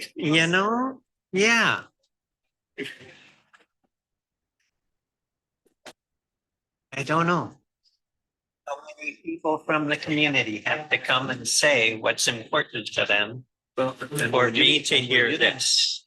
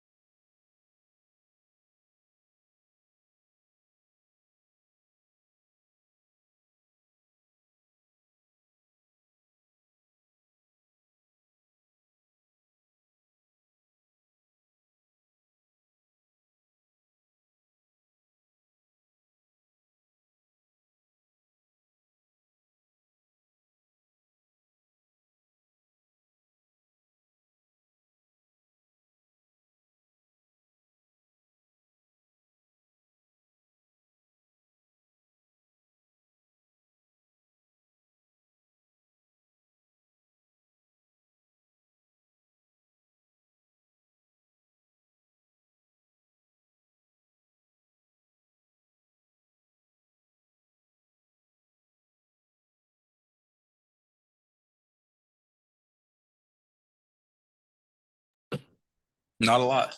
The world.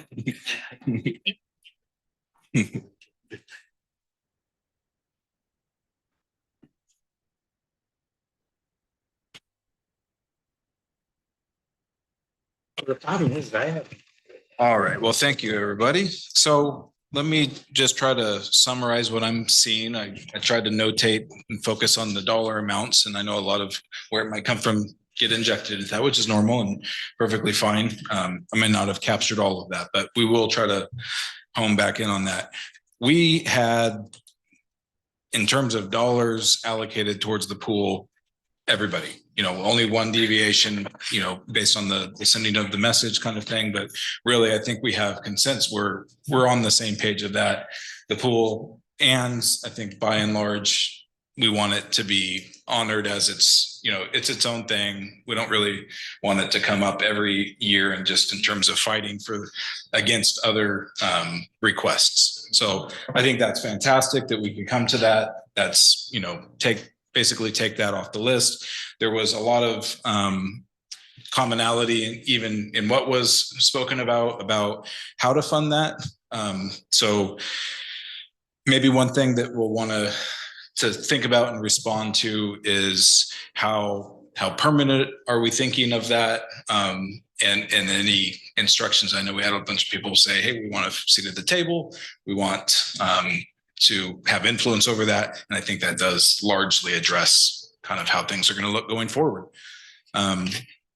So then on the community promotion side, there was a lot of, a majority certainly of saying, look, we are in favor of keeping it the same, certainly not maybe four, we think, hey, we definitely need to increase this, unless I misheard and wrote it down wrong, which is possible. But then it's how are we going to parse out? There's a lot of overlap, I think, on maybe a percentage from last year. Possibly, hey, if they didn't show up this last year, it's going to get divvied up among the rest of them. That was kind of the general consensus, but certainly room, I sense, for maybe some negotiation if we have to circle back to, oh, we can't find that, or it means that. I feel like that one's on the table. The library, there was probably half saying, hey, we want to keep it the same, try to work within that budget. The other half ranging from 140 to mostly homing in around the 100K level of really wanting to see like 3 people was what I was seeing from the difference between keep it as it is proposed versus we think a reasonable staff size is 3 individuals, wherever their FTE lands, but to help facilitate the transition into a volunteer culture and all the things that have to happen, and maybe the pursuit of grants and alternate funding mechanisms. So anything, did that largely capture kind of what everyone was hearing, the general, where the tensions were, where the overlap was? Okay. So hearing that, there's a couple of routes, I think, forward that might clean things up. We could entertain a motion on, we'll have to still identify the funding source, but on the pool, if we can come to consensus on where we want to see that money come from, we could handle that. Or if that's going to have to come back on the table when we're quibbling over the other things, maybe it's not smart to do that. But maybe some input on how we would handle the pool. Anybody have some insight? Are we settled enough? Let's. Thank you, Chair. I think it makes sense to take it from the development fund to 75,000. Certainly can make a motion for that. And I want to clarify, if it's from the System Development Fund, do you need a motion to specify which funding source from that, the city's contribution versus the building department's? No? Okay. And this would be, to be clear, this would be a motion that gives direction to the council, because it has to be a council action on that. But before maybe a motion is made, does anybody want to get in and say, hey, no, I would like to intervene? Councilor Merida? Well, I just want to point out that I think the reason that this fund became identified is that it's been vastly underutilized. It's just sitting there.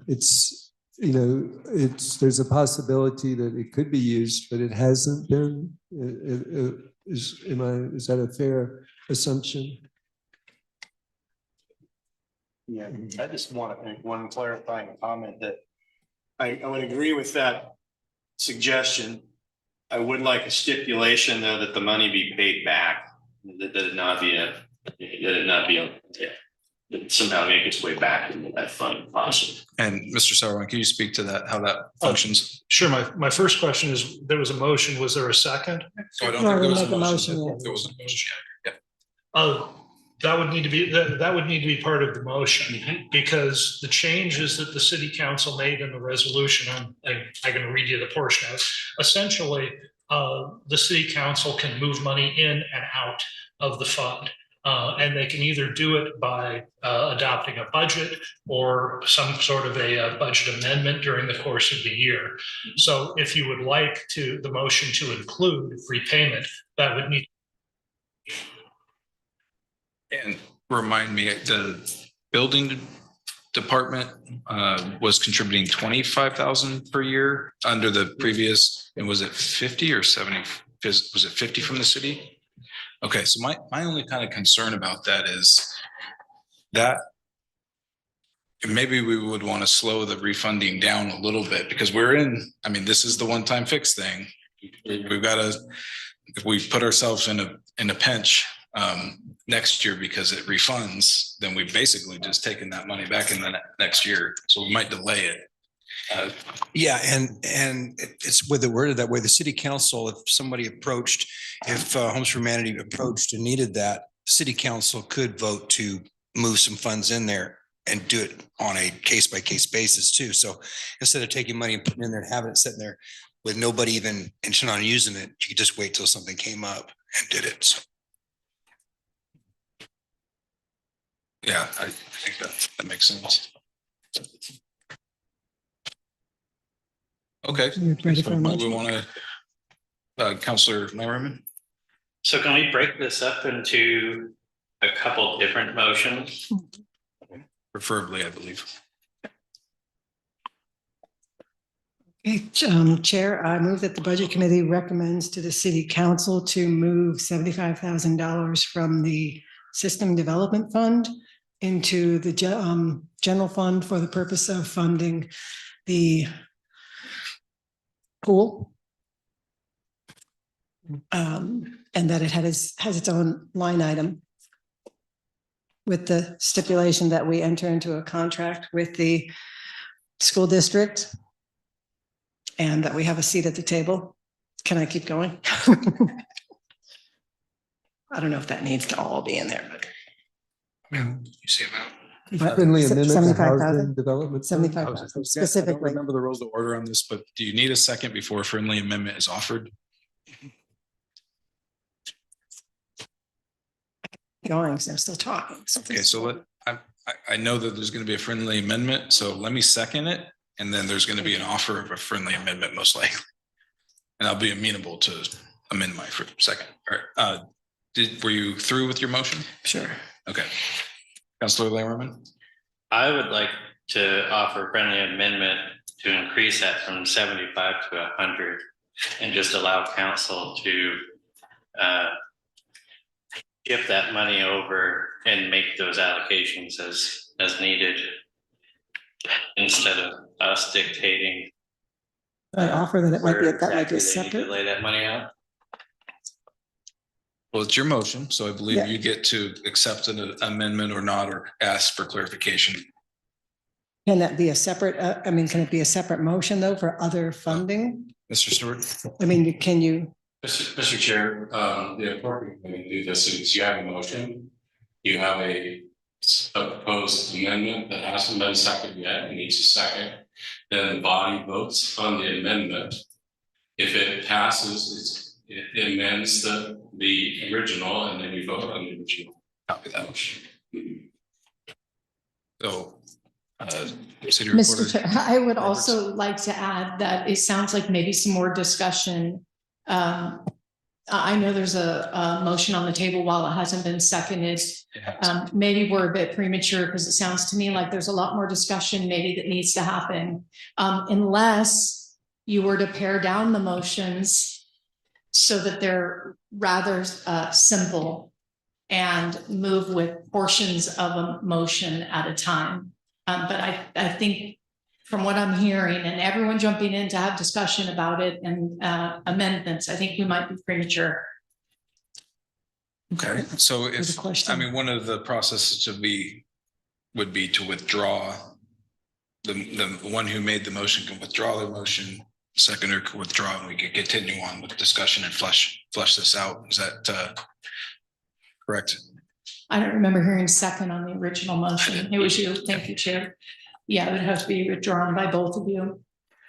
My thinking was we all, we had consensus on the 75,000 to kind of get that complete and done and then address the other issues, which may take a lot longer to discuss. That was my thinking. So is it possible to have two different motions? If the committee decides they want to take more money out, it's okay to have one motion for the 75 and then a separate one to address the other community promotions or library or whatever else the committee wants to. Does that make sense? It's like 75 is something we've all agreed on for the most part, I think. And then let's hash out the other issues rather than deciding where the other 25,000 is for, what that's going to be for. We don't know. Well, in theory, you only need an extra 25,000 moved over to fund the 75 for the pool because there's already the 50 there. This 75 is specifically for the pool. The 50,000 in community promotions was going to be for community promotions. I do need to Separate. jump in. A motion was made, it was seconded. A friendly amendment was offered. It did not receive a second. It didn't get a chance to. So. There's a chance to hear a second. Will you repeat your friendly amendment? My friendly amendment was to increase the amount from 75,000 to 100,000 be reallocated from the Housing Cost Assistance Fund to the Community Promotions Fund to cover everything that would need to be covered. That would increase it from 50,000 to 150,000 that was available for community promotions. Is there a second? The amendment dies for a second, but we do have the original motion on the table with a second. You wish to keep the motion or as stated or withdraw? Because we may need more discussion to get to it. I'd like to keep it. Let's just take it one at a time. Do what? Let's get something done. That's what I was thinking. Yes, I'd like to keep the motion, please. Okay. Would you mind repeating the motion? Oh, thanks. Weren't we recorded? Can we play this back? I move that the Budget Committee recommends to the City Council to move $75,000 from the System Development Fund, Housing Development. Housing Development Fund into the general fund for the purpose of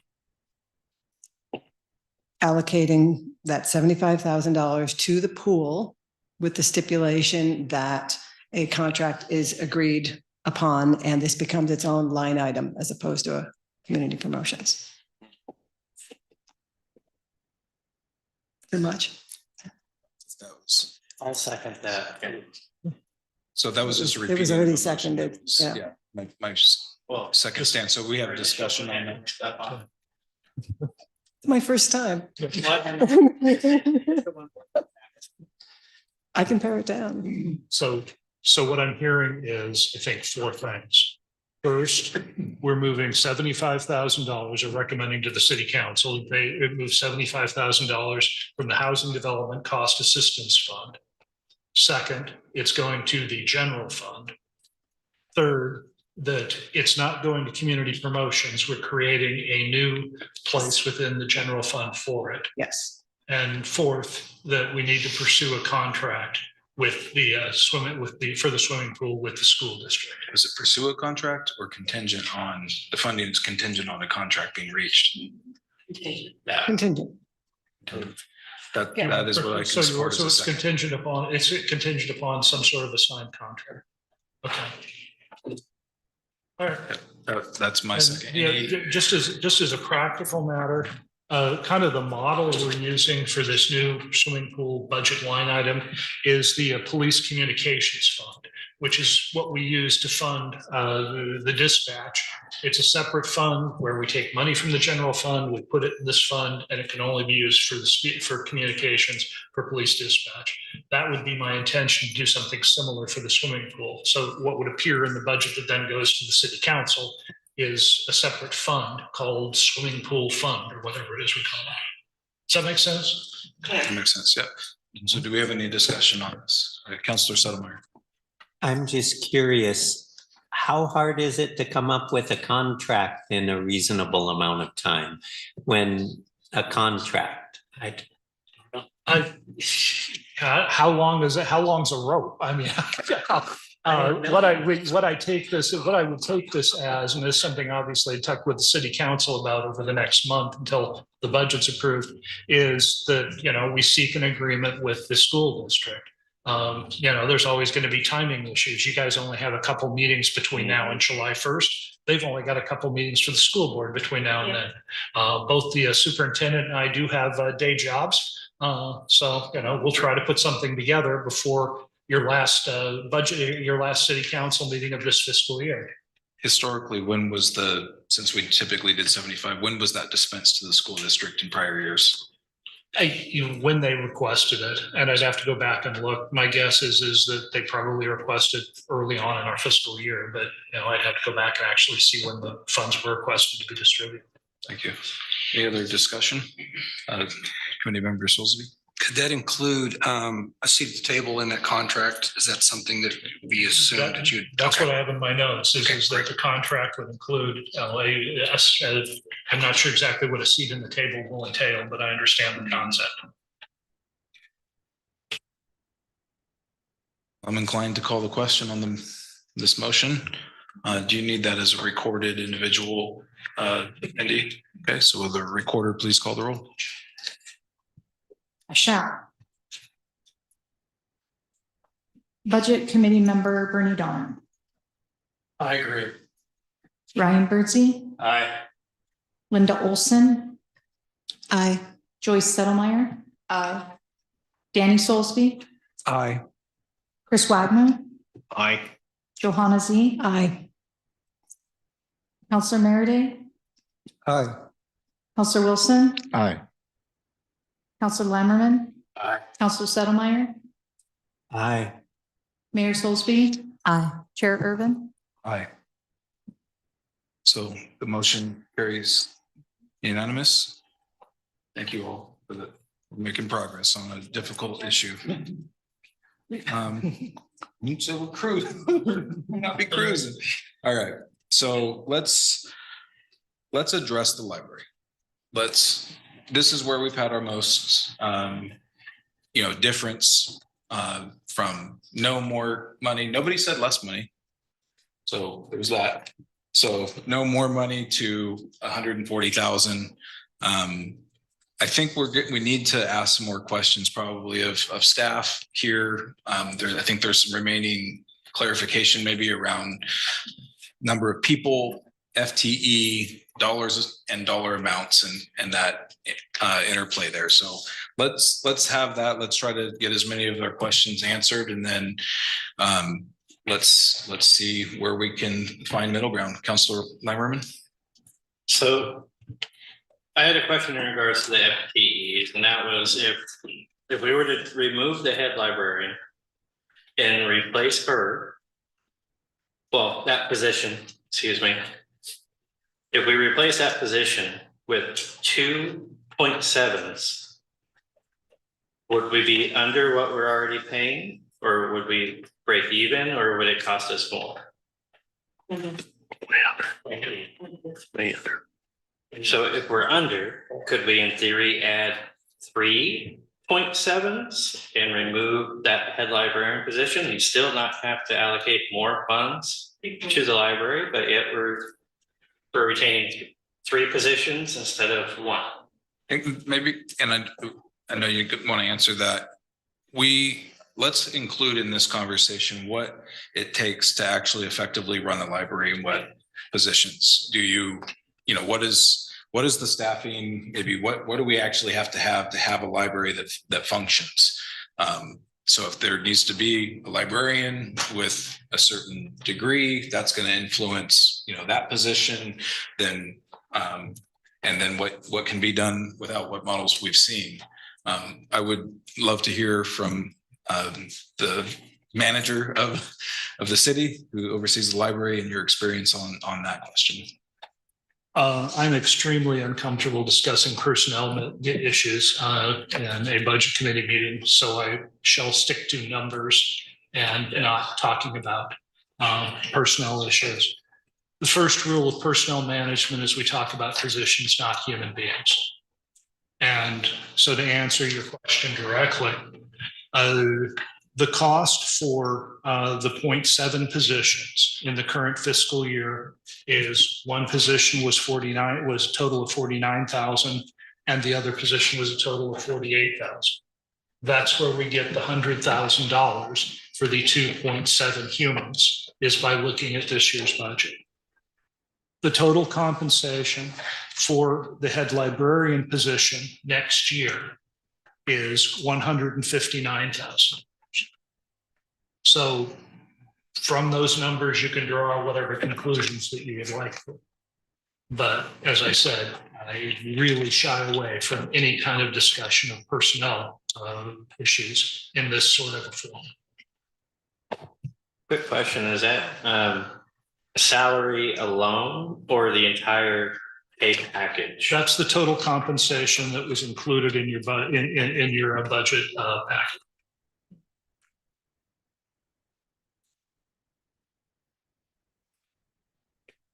Councilor Sotomayor. I think I might be asking a lot here, and maybe I've already heard the answer, but I want to pretend I haven't asked it yet.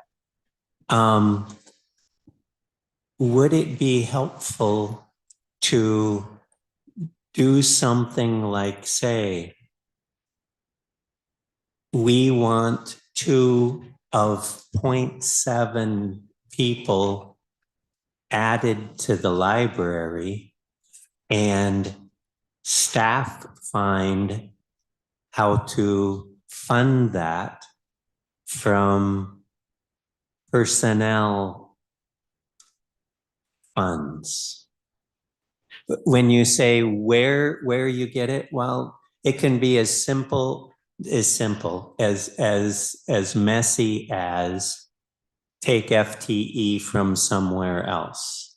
It could be like some people suggest, maybe changing the structure of somebody's job. So no, that I don't know.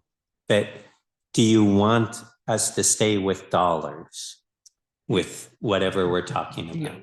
As I said, the first rule of any kind of human resource management is we talk about positions and not human beings. Okay. So to answer your question directly, I would be much more comfortable if you talked about dollars and positions. Okay.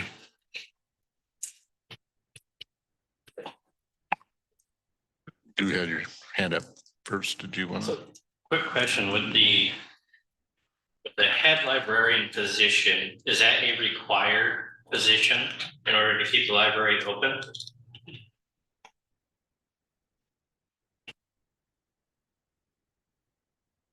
Like the chair had mentioned, is there any requirements for certifications, a master's degree in that position? Mr. Stewart. If I might, I'd just like to add, our charter gives some pretty good guidance as to what the council can do and what they can and be involved in. And the charter explicitly says that the council can't get into the employee operations. They can't direct the city manager to do with employees. That's his sole responsibility. I would highly recommend to follow his guidance here. And you know that there's one FTE funded for a certain amount. You would like to add an additional amount of money to include 2 additional part-time positions. I would stick to that money number and let him, he's hearing the conversations, and he's gonna probably do the best he can to manage that department most effectively under his power. So I would highly recommend just to take his guidance, because if our legal counsel was here right now, we're probably really close to hearing sideways against our charter. So I do know real quick on that, per our charter, we are allowed to make decisions in regards to promotions. Or anything in regards to the fitness of the positions. I just went over this just last night. So far from what I'm asking, I don't believe I would be stepping over any boundaries per our charter by simply asking, does that position require a certain skill level to meet a requirement? Well, then let me give you as simple an answer as I can. The job description for that position does require a certain level of certification and education. That's what I'm asking right there. I don't care anymore, just that. So we need to have a certain threshold that a person has to meet. I think he's specifically referring, thank you, Chair Irving, to head librarian. There are other positions that may have capabilities of running, but again, we can't really speak to personnel issues.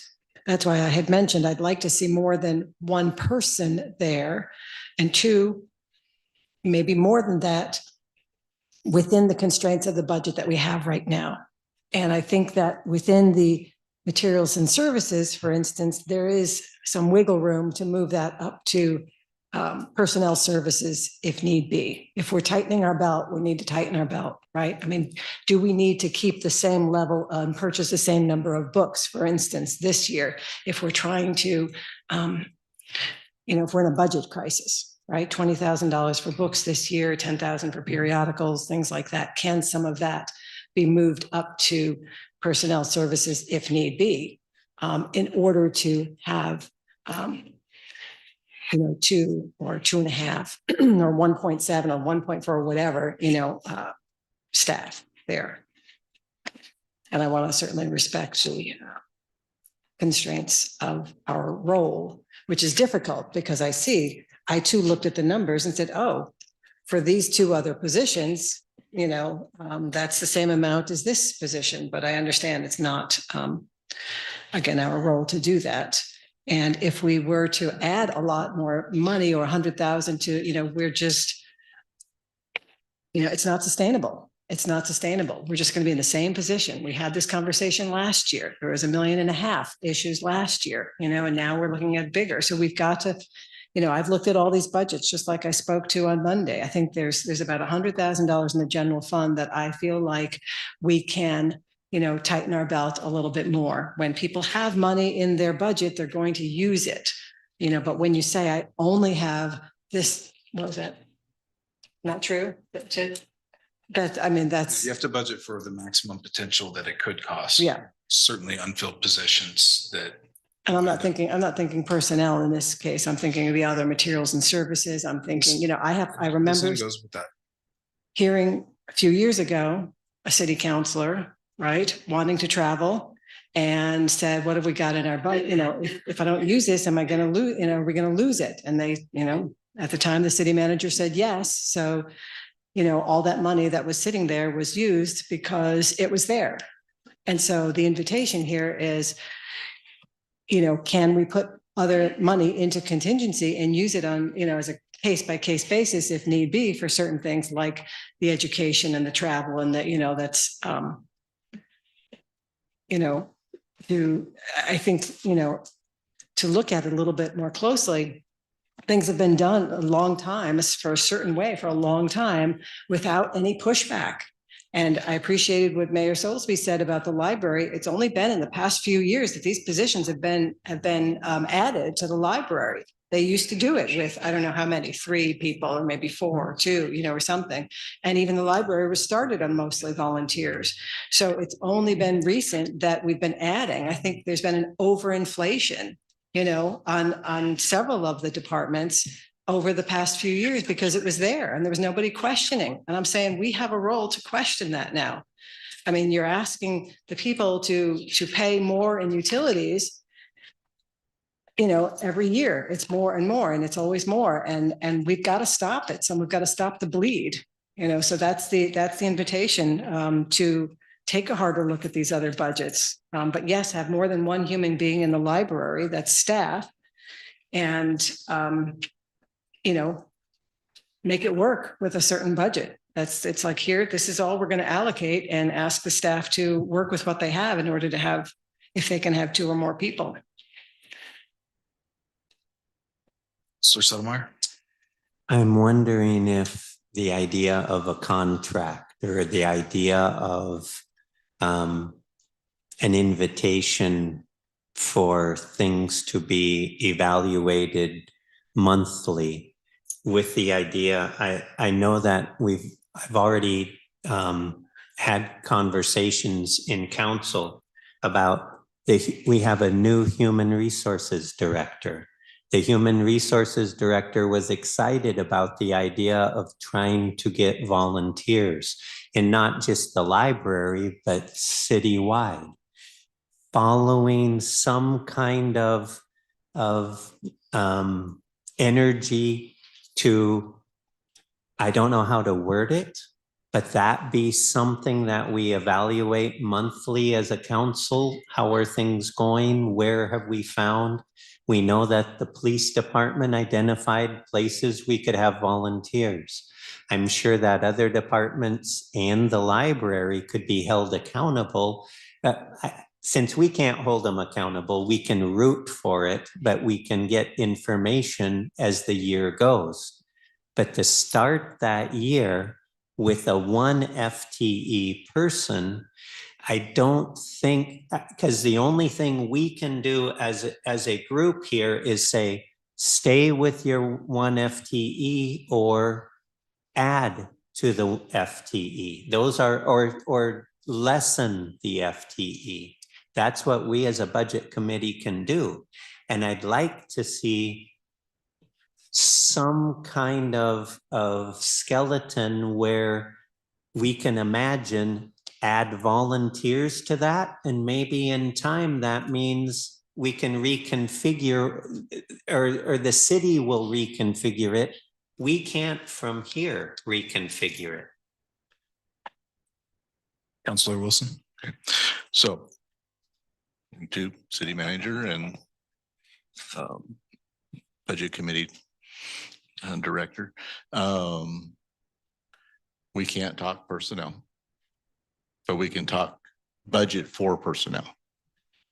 Okay, so if we were as a committee, say for the 1.0 FTE, we have a cap of X amount of dollars. Okay. And for the 0.7 FTE positions, we have X amount of dollars to work with. That would be within the budget committee's purview to do that. I'm asking the question. I feel like I'm being led down the path.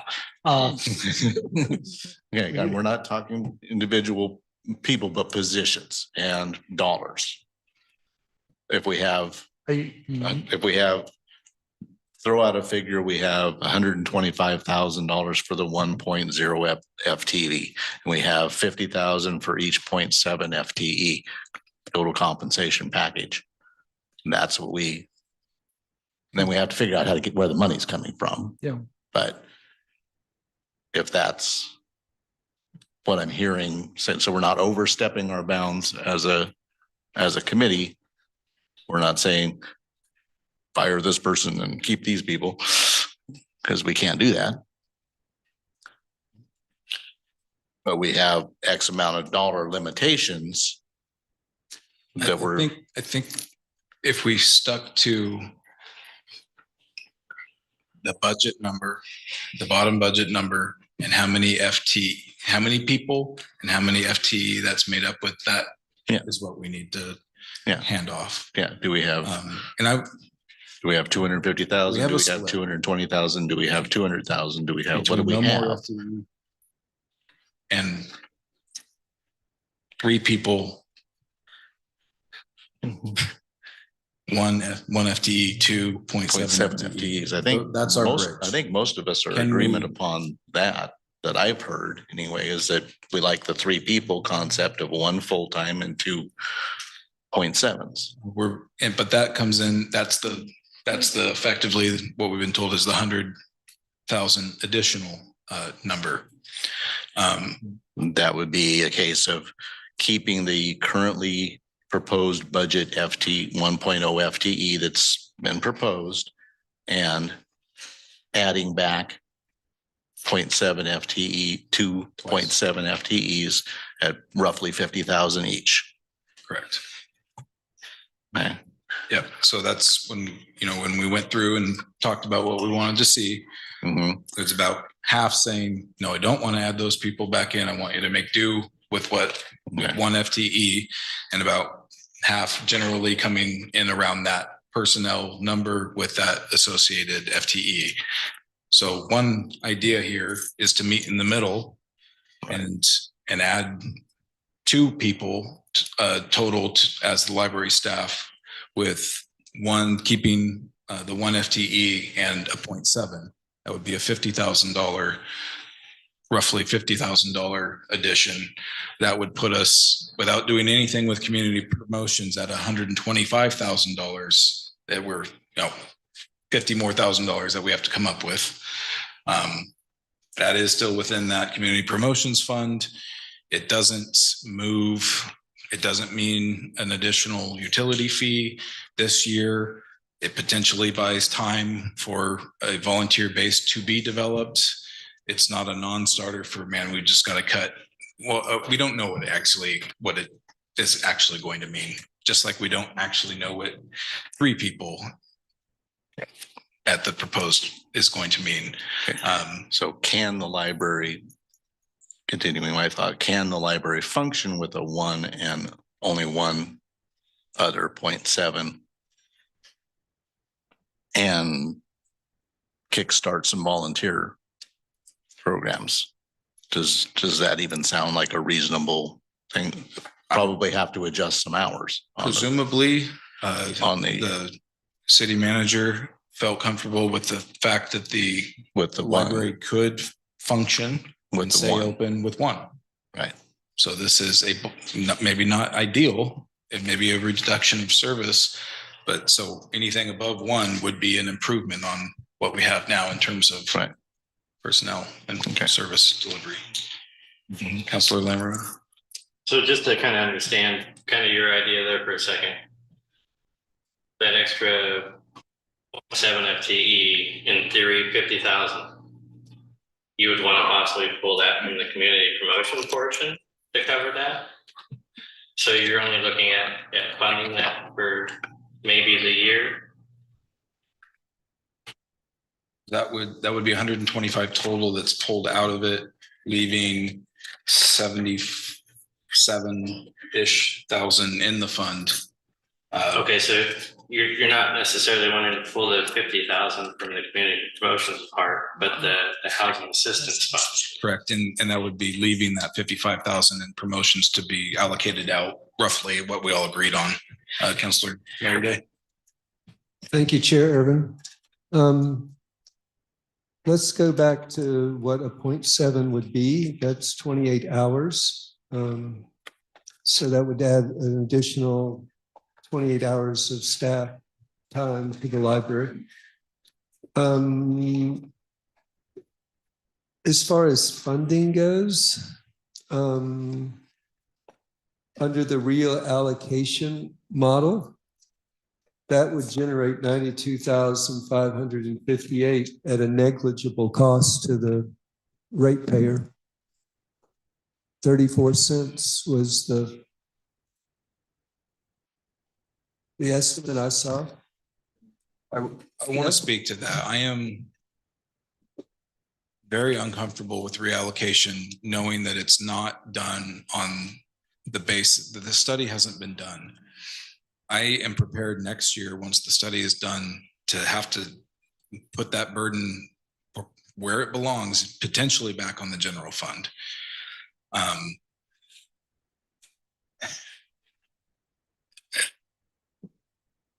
And I don't, looking at this allocation of that 50,000 is, you got 75 more, we might do another 50,000 next year. We've got this, might be back down to one, might be less than one, or other cuts might have to be made because that the general fund might have to bear more burden. I mean, this is just not, a sustainable thing. This is a buy time to come up with a solution. And if the volunteer-based thing doesn't work out, we're in real trouble. I can't see everybody's utilities to more than was already supposed to get to here. Even by 34 cents. Yeah, just on a it's a principal thing. Yep. Yeah, I can understand about not knowing the true cost of the allocation. But we could limp through a year with your estimates, with your reallocation. I'm not sure I know exactly what you're asking. You don't see that when you propose the reallocation, you couldn't see a systemic damage from this? With the reallocating the FTEs that would generate the $92,000, you didn't see a systemic damage. You don't really know what damage to our finances. Well, the question we were asked by the budget committee is, could we reallocate the city manager's department and the finance department from 50-50 to 60-40 with the utilities? So what I presented this evening was an answer to that direct question. As to, I'm not sure what systemic, sorry, I can't say that word, damage would be, other than, said, you ask a question, we provided the data to answer the question. So you said that would make a slight increase in the utility rates. Yeah, I mean, you've identified the difference. Again, our basis of comparison is that family using, the 5,000 gallons of water a month. So that's the basis of comparison we're using. And Councilor Urban's concern is that that's not necessarily what the true costs are. Well, as we spoke about earlier, Eric and I have already agreed that we will do the analysis and get you the true costs, but it's going to take 6 to 8 months for us to get there. We're hoping to have that analysis completed in time for, when we start up next year's budget process in January. I don't want to hazard a guess as to what it's going to be. A part of that, as was discussed earlier this evening, is looking at the method that was used prior to Eric and I joining the city, and what impact that had. We're going to need to go back and look at their spreadsheets if we can recreate them to be able to make those comparisons. That's why I'm saying give us time, because if we bring you numbers, we want to make sure they're numbers we're willing to sign our name to. And at this point, we don't have that data. But yet when you went to the new model of 50-50, we didn't have the data to base that either, right? No, and I was very, very upfront about that when I did my original presentation, that our goal was to try to find some equity, but the overriding decision from staff was we wanted to keep it below $10. We didn't get there. We got to $10.70. I'll say my very rudimentary search, what I could find across cities in Oregon was that cost allocation where that FTE allocation was generally between 20 and 40%. So even 40% is on the high end of that. So yeah, I'm just not comfortable with burdening every ratepayer without being grounded in like the justice of it. I could understand if it was like $5 or something, but 30 cents doesn't seem that. We may have to do that next year. We may have to, but at least hearing is we'll have actual numbers to get on. Like I said, this is a stopgap. This is it still leaves money in that fund for if projects come through. And what did we hear? One house might have how many SDC? Was it 10,000, 20,000? If a home would say Homes for Good wanted to come and what's it, rough single family home SDC fee. I guess it depends on the lot size and everything, but just kind of a typical.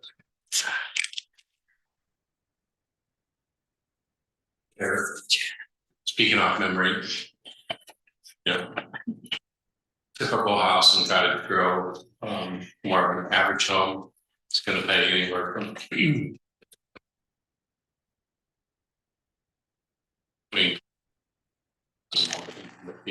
that includes their FTC.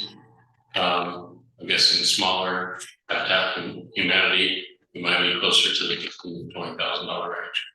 That fund assists in both the building permit fee and the SDC.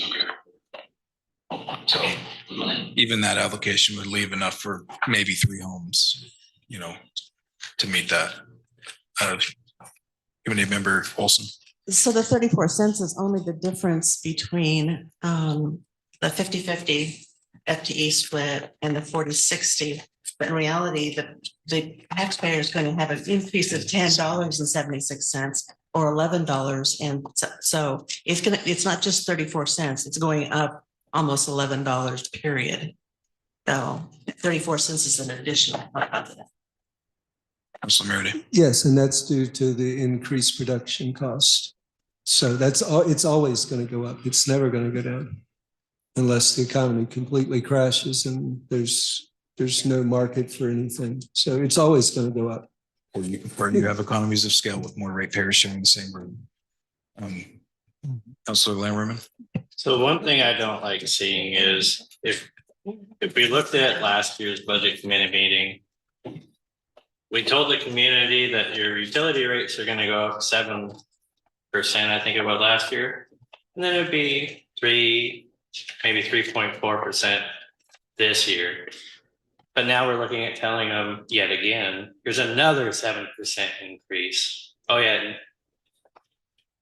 Don't mind the extra 34 cents to help pay for the library that most of you don't use. It's basically a hidden tax when you want to look at it.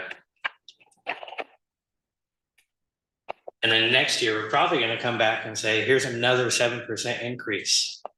Even though when you look at the proposed, it just says 3% for the next 4 years. From what I've seen, it hasn't really ever been around 3%. But yet we all want to, well, not we all. Some people are just fine on this committee saying it's only 7%. Here's a little bit more we'll throw on top of them. But then it's the same people who want to complain. Well, what about the people with fixed incomes? What about low income people? What about seniors? What about this? Well, it's 34 cents. It all adds up. The last thing I want to do is shoulder our community with even more cost. I think we need to look at getting the funding for the library position or wherever from somewhere else other than adding on, in a sense, a hidden tax. And we've already taken 125 in theory from the housing assistance cost, which doesn't leave much more there. It leaves 50,000 in theory to spread among all the programs that help the community sharing, the family relief nursery, all these. If you were to count, let's just say the downtown Cottage Road, leave them out of it. all the other programs that are asking for assistance that help the community would still add up to more than 50,000. We need to keep that in mind. He's gonna tell everyone no that helps the community? Just to fund a position at the library?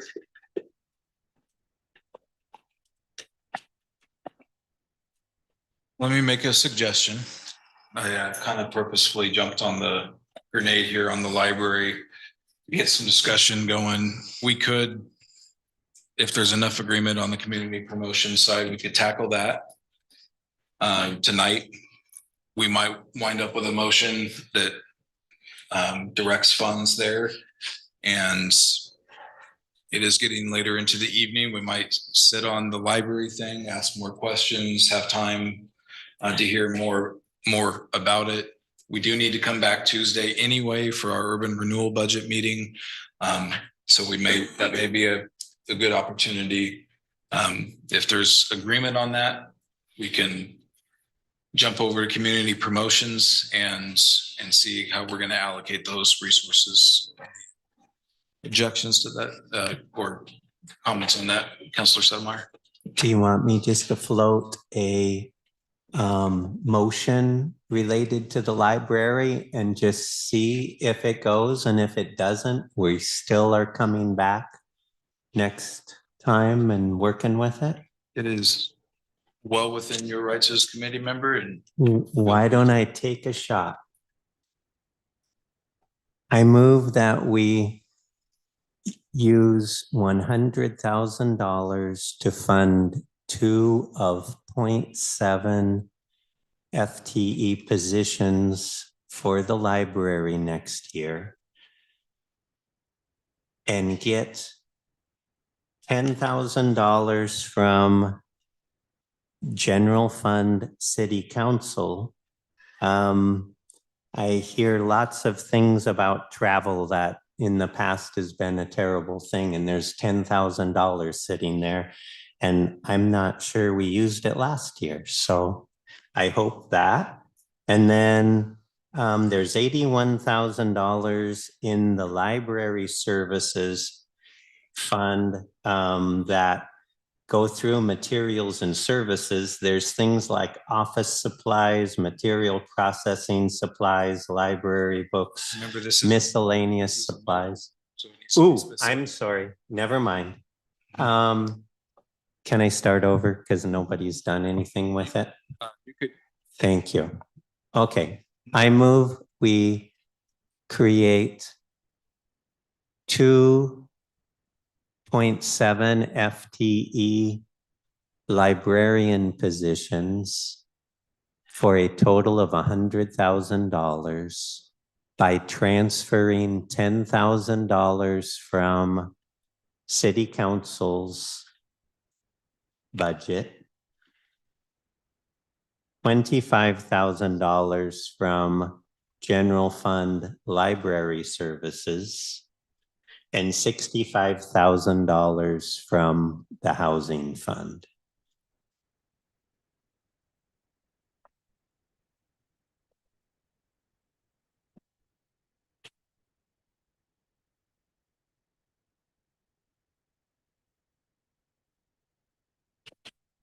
Ready? Second. I don't know how you disappeared on me, right? So we have a motion and a second. Any discussion?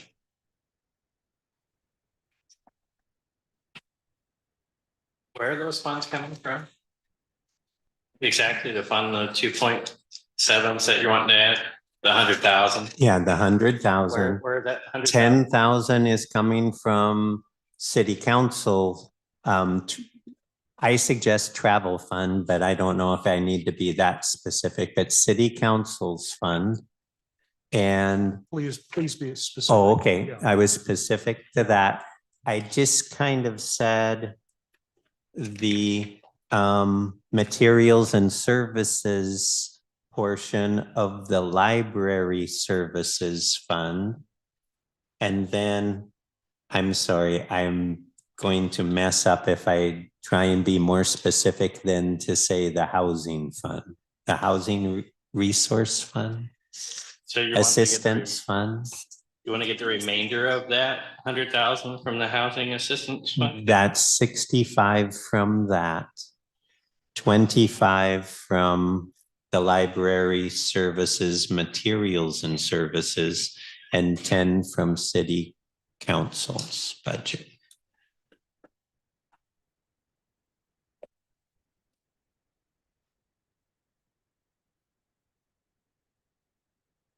You need that more specific in the general materials and services, the line items in the library fund. That's what I just want to be clear when you're saying 25,000 from materials and services in the library fund. Is there a specific line item or are you just reducing?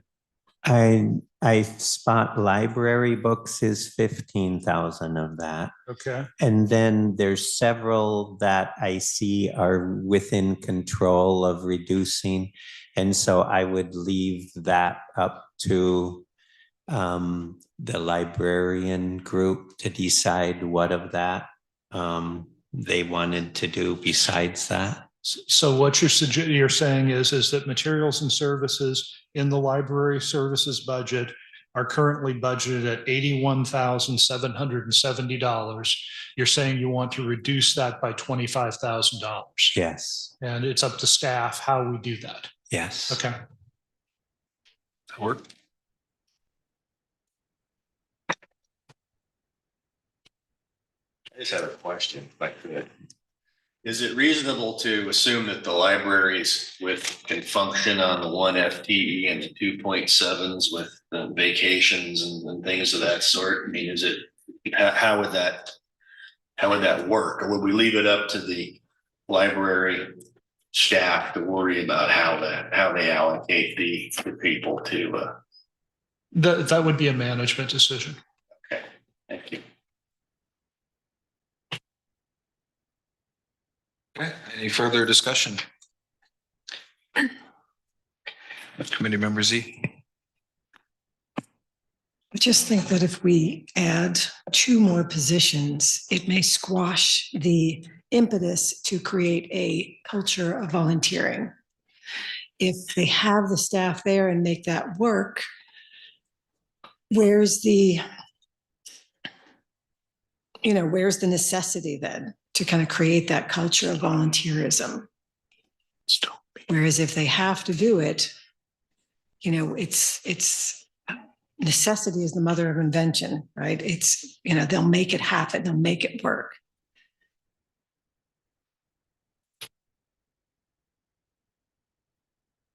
Yes. Going back to the 10,000-foot view and not specifically about the library, but the city in general. City staff has heard the message from the city council and now the budget committee about creating a culture of volunteerism loud and clear. I definitely hear what you're saying, that, never waste a crisis. But I can tell you that I and the management team have heard that message loud and clear. Committee member Sedlmeier. And in that vein, I think it's going to take time. So by having 3 staff members and the message is given to staff that we want to include volunteers, then that becomes a management goal that they develop over the next year, so that it could be looked at in the future to cut back on staff if it's built in by volunteers. But it takes time to get it. Mayor Solzer. With that being said, is there a possibility of meeting in the middle and bringing 1 instead of 2? And keeping that 25,000 coming out of this and then doing the remainder coming from the housing assistance fund? Just throwing that out there. Councilor Miriday. Thank you, Chair. Again, it takes time to develop volunteers and manage volunteers. With the 2.7 positions, you never have 3 people at the library at the same time.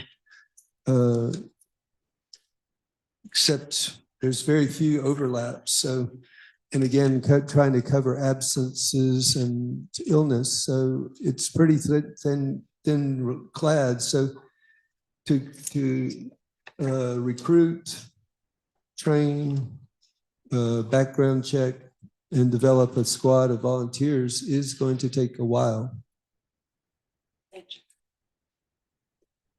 Counselor, we have Counselor Wilson first. No, I'm good for now. Counselor Sedlmeier.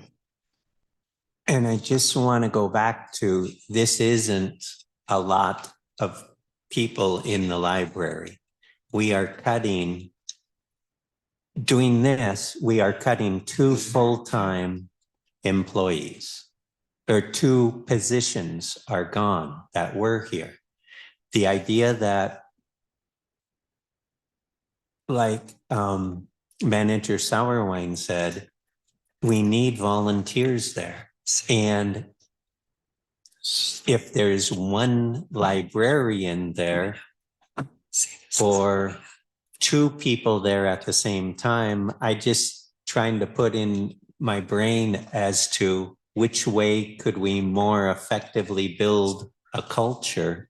It sure seems like that would be a foot up for $100,000, which isn't a little amount of money, but it's a lot of people power for that. So I appreciate the creative looking at the materials and services. I do think there's probably some things, I know some of the suggestions were hold off on new books, the purchases, hold off on some things. I think that's the right spirit there, you know, leverage what we have. I don't know how much can actually be found in that. I don't know if the 25,000 can be found in that or not. That makes me fairly uncomfortable.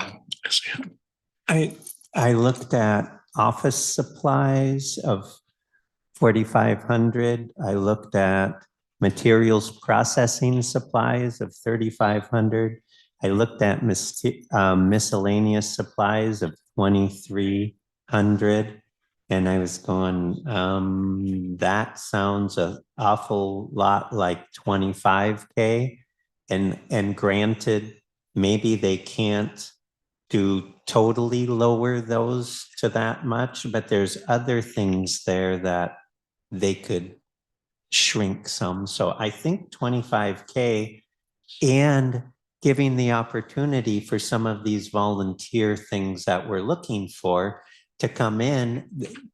I believe that people would bring office supplies to the library and help them out for this kind of thing. So we're going to have to call the question, but I do want to ask, what is another one FTE? I know that 0.7 was 4850. One FTE was real close to 100,000.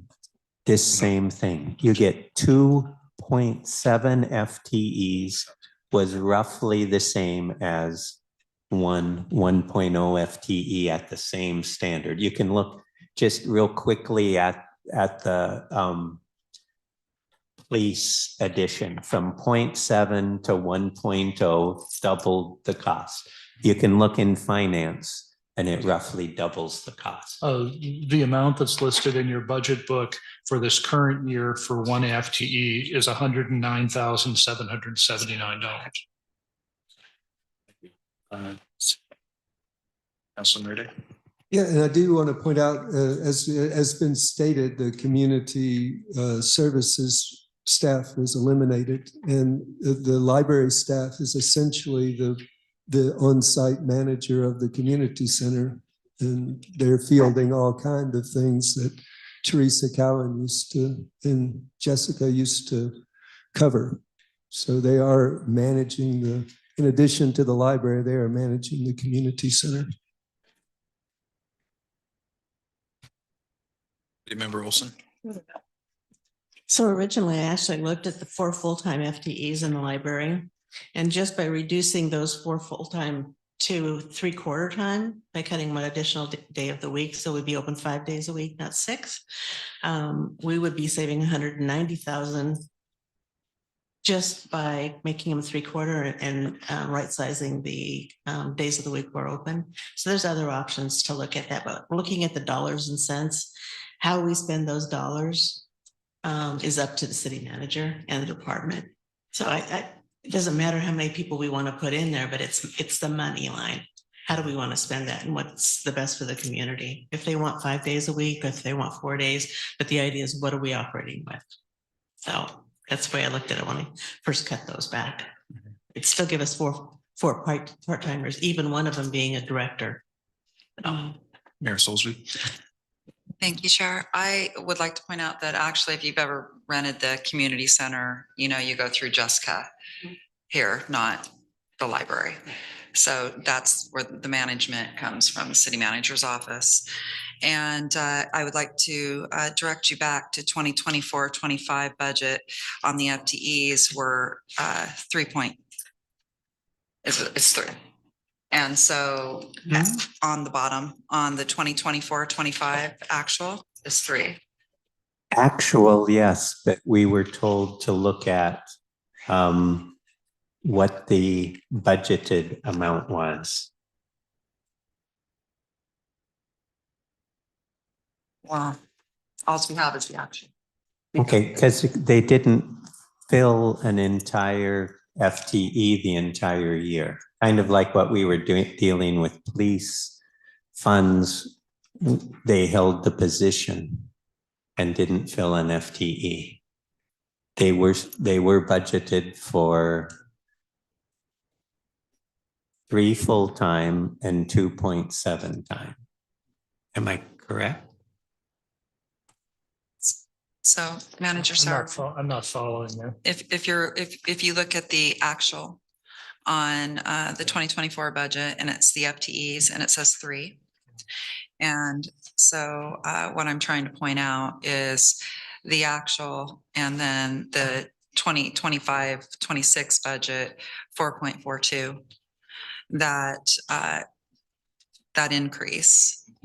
And so I'm just trying to point out that it was increased. And so that's.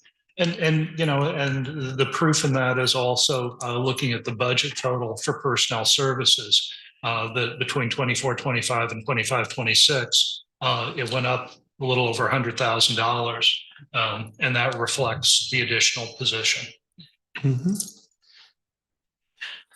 So I guess what I'm trying to get across is that those positions actually went up. And so when you're saying that we're eliminating, it only went up for a short time. Good, I'm 2024, there's 3. Yes. And this year there's 1. Right. Okay, so I guess we just omitted 2. Right. Okay, and how many did we take out of anywhere else? I stand corrected. I did some weird mental math there for other things, but. Okay, I'm inclined to call the question, and that'll kind of let us know what the rest of the night's going to look like. Would you like me to repeat the motion? Oh, that'd be lovely. Thank you. Get us, Counselor Settlemyer, help me out if I get it wrong, but I believe the motion was that you moved and it was seconded by Counselor Meredith to create 2.7 library positions for a total of $100,000. 10,000 would come from the city council travel budget, 25,000 from library services, material and services, and 65,000 from the housing assistance fund. Corey, please call the roll. Asha, Counselor Lemon, No. Counselor Wilson, No. Mayor Solsby, Nay. Counselor Settlemyer, Yes. Counselor Urban, No. Counselor Meredith. Aye. Moving on, Budget Committee Member Ryan Birdsey, Nay. Bernie Donner, Nay. Linda Olson, Nay. Joyce Settlemyer, Aye. Danny Solsby, Nay. Chris Wagner, Nay. Joe Hennessy. Nay. 3 ayes, 10 nays. Okay, so the motion fails. So that takes us back to the option, I think, of continuing down the library path, or we could pivot over to community promotions or we can recess. It's just past 9 o'clock.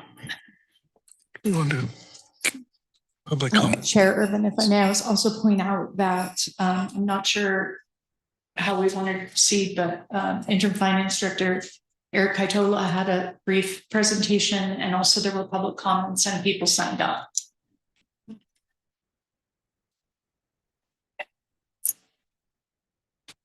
Shall we hear the presentation and give time? Okay, are we good with that? All right, thank you, everybody.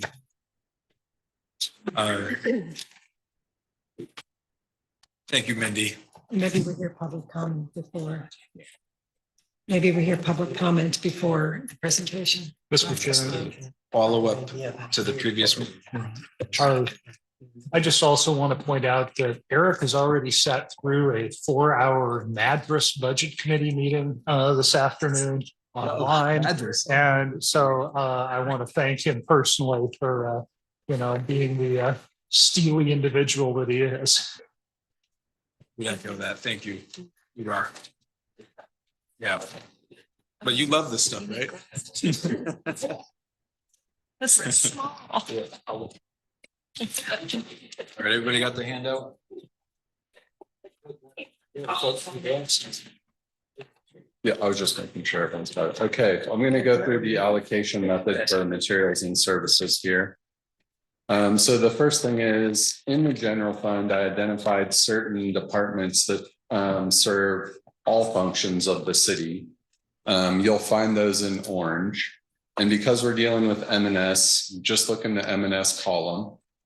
And all those orange values total up to 1.6 million. I chose to allocate 35% of the 1.6 million, which comes out at 560,000. Also, there's the amount in blue, which is the cost of the engineering department, and engineering deals solely with capital projects. So that will factor in here in a minute. Next slide, please. So now we're going to look at all of the other departments that are not in the general fund, and you'll want to focus on the M&S column. And the items that are highlighted in yellow include the admin overhead fee in the budget. But for allocating the M&S, I took the admin overhead fee out of those numbers. So those numbers in yellow are really just the M&S costs there, even though there's admin overhead charges in those dollar amounts when you look in the budget. So that I'm not trying to allocate using the admin overhead number to then allocate more funds with admin overhead. I don't have a budget in front of me. So this is circling back to the beginning of the meeting, what you were talking about, the allocation of FTEs across, or the alternative to FTEs. Yeah, so payroll allocates payroll costs through the funds, and then this is the M&S version, right? So I'm probably trying to over explain this. The yellow numbers in here, if you were to go into like the special revenue, street ISD department and look in your budget book, the M&S number won't be 44,730. It'll be 44,730 plus the admin overhead dollar amount. Okay. So I'm taking that out for the allocation. In our 24-25 budget, it would do that. Is that what you're saying? I don't know in our current the other ones, but I'm just trying to look at the actual real life materials and services numbers and taking out overhead allocations. So, let's see. Next to the M&S column is the capital column. So that is all of the capital projects that are happening within the city. And that's going to come into play in a minute too. And please just note that the total dollar amounts on the bottom row include the totals from the general fund too. So just so you note that. So then next slide. So here's where we do the allocations. If you look at the first line is the special revenue, the street fund, and that column M&S without admin overhead totals up all the M&S dollar amounts that are in the 4 different street funds, 4 different street departments. Okay, so this is totaling up all the M&S or the other funds that are going to contribute to the general fund's M&S cost. And then the percentage amount, like for the special revenue street, their M&S cost is 338,000. The total M&S cost for all the stuff is 3 million. So that's roughly 11, that is 11% of the total amount of M&S. So then the next row, you see the 560,600, which is the M&S amount from the general fund that we're going to allocate to all the other funds. And we take 11% of it and attribute it to the street fund. So then you're getting $61,576 is the special revenue street funds contribution to the general fund's M&S. Have I lost everyone yet? Yep.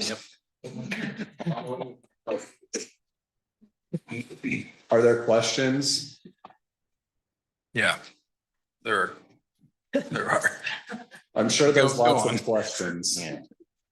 Really sorry. What can I do to make it more clear? So you said this is the general fund's M&S, for instance, 560,600 on this line. Yeah. I'm thinking general fund. I'm Right. thinking that's police, that's library, that's Right. finance. That's what you would think, but let's flip back a couple. So if we look at this slide and you look at the orange highlighted things up here, departments I excluded were the police department, municipal court, court support services. They don't do anything for any of the other funds in the city. So those dollar amounts are not in the total. I get The it. library, they don't just work for the library. They're not working for anyone else in the city. And likewise, community promotions. So those numbers were excluded. I'm tracking. Good question. Yeah. All right. So if we flip 2 slides forward. So now that all of the orange dollar amounts added up to 1.6 million from the general fund. I only took 35% of that, which maybe it's more, maybe it's less. I don't know. If we do this time study and people spend really 50% of their time working, you know, this would shift it, but I needed a starting point. So I thought 35% is like 1/3. That's where I'm starting. Okay. So we allocate the M&S 560. Each one of these funds is going to contribute, like the street fund is contributing 61,000. Bicycle and footpath is only contributing 910. All the way down the line, all of those contributions add up to 560,600. Yep. Now we go over to the capital allocation situation. And we've got $4 million worth of capital happening in the city. And again, we figure out the percentage, each one of those dollar amounts is of the whole. Like in the street, there's 230,000 of capital outlay. That is 5.5% of the total $4 million. Now, the engineering department solely works on capital projects. So I took the whole entire engineering department and allocated the 261,000 based on the capital percentage ratio numbers. So now engineering is being allocated based on the capital projects. They only work on capital projects, so all the capital projects paying for the department. And then the new total OH allocation column, the far one on the right, is adding the M&S and the capital allocation. And that is the overhead allocation that gets attributed. And those are the numbers you're seeing in the budget.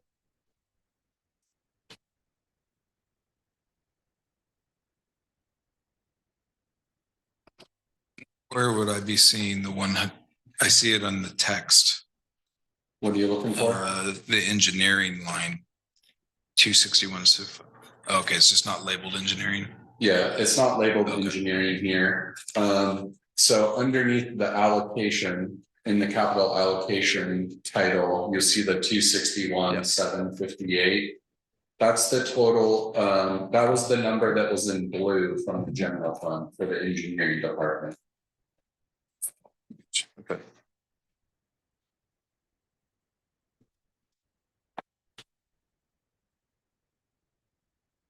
You understand. What's that? I just asked AI to do it.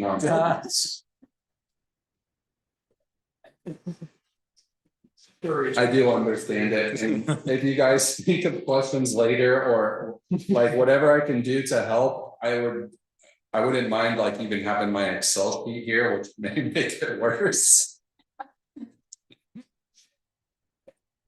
This is, you're just explaining the method of how you're allocating materials and services and what the cost of the capital outlay. That's right. Big picture, there's $1.6 million of materials and services in the general fund. I took 35% of that and I thought this seems reasonable to allocate it to all the other funds that the general fund works for. And then I came up with this method for allocating those dollars to these departments and these funds. In the future, how do you anticipate the time study impacting this percentage allocation? Well, I don't know that the time study would definitely be a direct correlation, but this gives the methodologies defined here for anyone else to look at and rebuild these sheets, right? It could be decided like 35% is too much, 35% is not enough. Why are we doing it this way? We could look into the detail and refine this system. This allows us to allocate materials and services one way and capital another way. And also personnel has already been done with payroll. So instead of lumping all of these costs into one giant bucket and then dishing it out, at least there's some more refinement here. And it just allows for adjusting it. So that's a lot of work.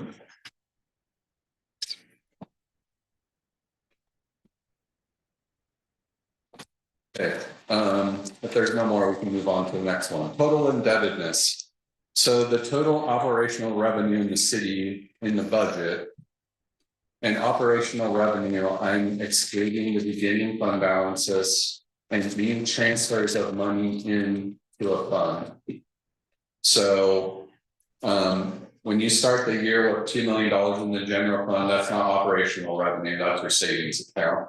If like in the police communications fund, the general fund puts, I'm making up a number, $800,000 into it, right? So I exclude that because the $800,000 is really revenue in the general fund. You don't count the $800,000 as revenue in the general fund. And then again in the police communications fund, right? So I'm taking beginning fund balance out, transfers out. So 23 million.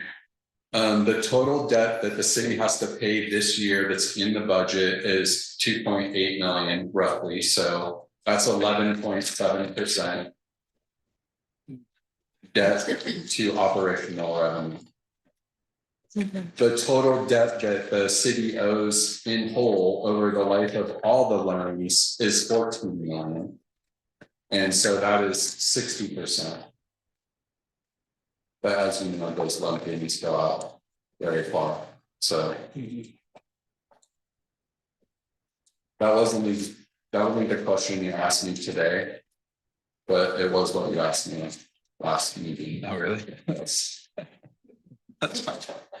Oh, Velcog. What's that? And we spent a lot of time on Arlid and Excel spreadsheets. Because the policy that I was concerned with finding out how we were doing in relation to is the indebtedness policy. Which is, by the way, I don't know how useful it is of a policy. But it says the general obligation debt of the city, which was the 14 million number. Will not exceed 3% of the real market value of all taxable property within the city boundaries as provided by the ORS that cites there, which I don't know why you would use real market value. You would use assessed value presumably, which is like 890 million-ish. Yeah, and then I sent you the thing today. Yeah, because the real market value is like best conservative estimate with known flaws is 1.9 billion. So we're certainly not creeping up on 3% of that. But if it was a real policy that meant what can you actually leverage from, it might be 14 million divided by 890 million. So I didn't pull my calculator out to do that exactly off the top of my head, but I think we're blowing the 3%. I'm not supposed to. Yeah, I didn't do the calculation on what the real market value, so I don't know, and I didn't even remember. I can come back with that. That sounds like we're meeting again. Yeah, that'd be great. Okay, the safe refund, someone asked about the safe refund. So we got 2 refund amounts last year totaling 16,500. It was received in that account because someone asked where it goes. And it was in relation to the safety and appreciation awards, which 15,200 was spent.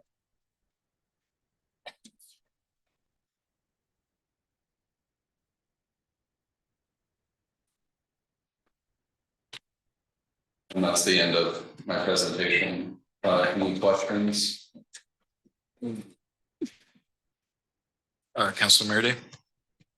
And what was the awards that we gave to the city employees? It's the Safety and Appreciation Awards. Yes, so how much in dollars was that? What did it say? 15,216. So we still made a little money on it, right? Yeah, we didn't spend all of the refund amount. Close. Okay. Thank you, Eric. You're welcome. That brings us to our final item. We have 3 individuals signed up to give public comment. Andrew Elliott, would you come state your name, if you reside in the city limits or not? So I'm Andrew Elliott. I live in Cottage Grove in Ward 1. And I want to thank you guys for your dedication. And you guys remind me of people who volunteered to sign up for a Walking Across Hot Coals workshop. I'll try not to question your sanity for being up here, but I think in terms of Eric, I think he should just wear a t-shirt that says, "Trust me on this."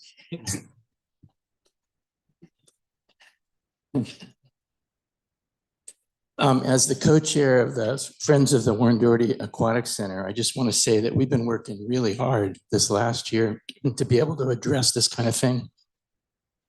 In terms of having a seat at the table, that is part of our mission, is to get a seat on the table for you guys and for them and for us to help be part of that. So we're really in favor of that. And now it looks like we get to have a contract that says that. So. And I want you all guys to go home tonight and sleep about who wants to be the volunteer who is the seat on the table. Because that actually means somebody's got to step up and do that work. So join us. Okay. I'll do it. So we have asked, as Council Limmerman has asked for, and a lot of you have, of an accurate accounting of what the school district actually does pay for community use. So we're trying to get that number from them, and we will give it to you when we can. We're taking that very seriously. So About it. say again. Hold up. Let's wait till after the comments then. Okay. I just want to say that our next effort, which we have already laid a really good foundation for, is a fundraising campaign. We're looking to hopefully start an endowment fund. We want to start a scholarship fund for people who can't pay increased fees that South Lane is going to institute this year. And I want to say that we've been working with them to try to help them understand how they can increase their revenue, giving them lots of suggestions, and we're urging them to do that at every turn. So finally, I want to just invite you guys. So as the co-chair of the Warren Doherty Aquatic Center and in concert with Cottage Grove High School swimming alumni community and of this South Lane School District, our committee would like to invite you to a party. It's actually a dedication ceremony, and it's in honor of one of Cottage Grove's heroes, the legendary swimming and water polo coach. Can anybody guess? Taylor. Okay, good. I don't need to go into that too much. I think you all know who Bud is, and the alumni have been trying to get this in place for a long time. And so we're going to actually be naming the lap pool after Bud, and there's going to be a ceremony to do that. The one thing I wanted to point out about Bud that maybe you don't know is that over 100 of his swimmers received athletic scholarships to either colleges or military academies. That's impressive for this town. So it is very prestigious that our community has this aquatic center, and doubly prestigious that we have this legacy. So on Saturday, June 13th at 2 p.m. at the Warren Doherty Aquatic Center, we will be officially naming the lap pool in honor of Bud, and we'd like you to come and help us celebrate. And you'll be getting invitations too. Thank you. Okay. I have Bruce Kelch signed up. I see he's online. Bruce, oh, sorry, you're both. Double cover. He's covering the bases here. I'm Bruce Kelch. I do live outside the city limits, and I do want to comment on that because I know there've been several comments like people don't volunteer in town. I've personally spent hundreds and hundreds of hours inside the city limits volunteering, and I'm not alone. And lots of organizations in town are built around people who live outside the city limits because this is our community. So I want to emphasize that. A couple observations. One, again, thank you all for all the time that you're spending doing this and pondering all these things. A couple pieces of information to add to the pool. People who live outside the city limits do pay for library cards, and it's always been my understanding that that rate at which we pay is the equivalent of what each citizen pays in taxes who live inside the city limit. So that looks a little bit different. I know we don't pay the rest of your taxes, but we would pay that portion of taxes to go towards the library. And so I think that's something that may be understood. I do think that as you look at the library, and if there's some of the options, and if you look at the leanest one, which I would favorably look at, would be the FTEs that you're talking about. There's one full-time position, 2.7s, because I think if you really want to encourage volunteerism, and I'm totally in support of that, I think the city needs to do that. There's been not a culture of, as I said way back when, volunteerism in the library, and that needed to change and needs to change. Happy to support that as someone who's with the Friends of the Library. But in doing that, I think you need to put enough people in the library so that they can develop that over time so that cultural change can take place. I don't know if Mike meant to quote me when I said never waste a crisis, but I did say that at one point in time as well. When you have the opportunity in a crisis to look at things differently, I think you can start looking at restructuring things in a different way. You look at things with new eyes. And I think there's also an opportunity there to really look at the library in such a way. And that includes volunteerism, but volunteers can't supplant what the city provides in terms of structures and time and people. And I do, to the point that Dana made, I think to keep the whole big ship going at the community center and keep the library really fully functioning in a way that's viable, you do need 3 people, 3 people, 3 positions. Because it's just not, and I think the city may have some liability issues if you don't sufficiently staff it with city employed people. I think the issues around screening, in terms of volunteers has become all the more critical. I think you do have to have a process by which people can volunteer. City has to develop that, or the library has to do it, what if you do it for the whole city? But you also have a way that people are safe, that they've been vetted, whether it's fingerprinting or whatever you decide to do. City's open for liability if you haven't properly screened your volunteers. So all those things are important, just adding to the pool of information. And I guess to be continued for the discussions about the library. Thanks.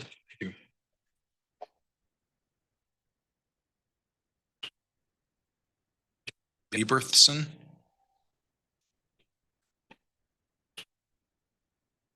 We did receive a letter that was on our desk when we came in. Don't see him. And Jessica Bittner. I know she did. She said she was joining online if she could.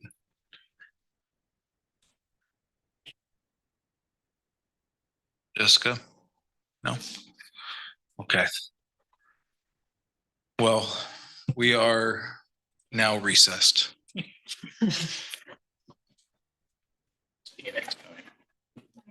Yay.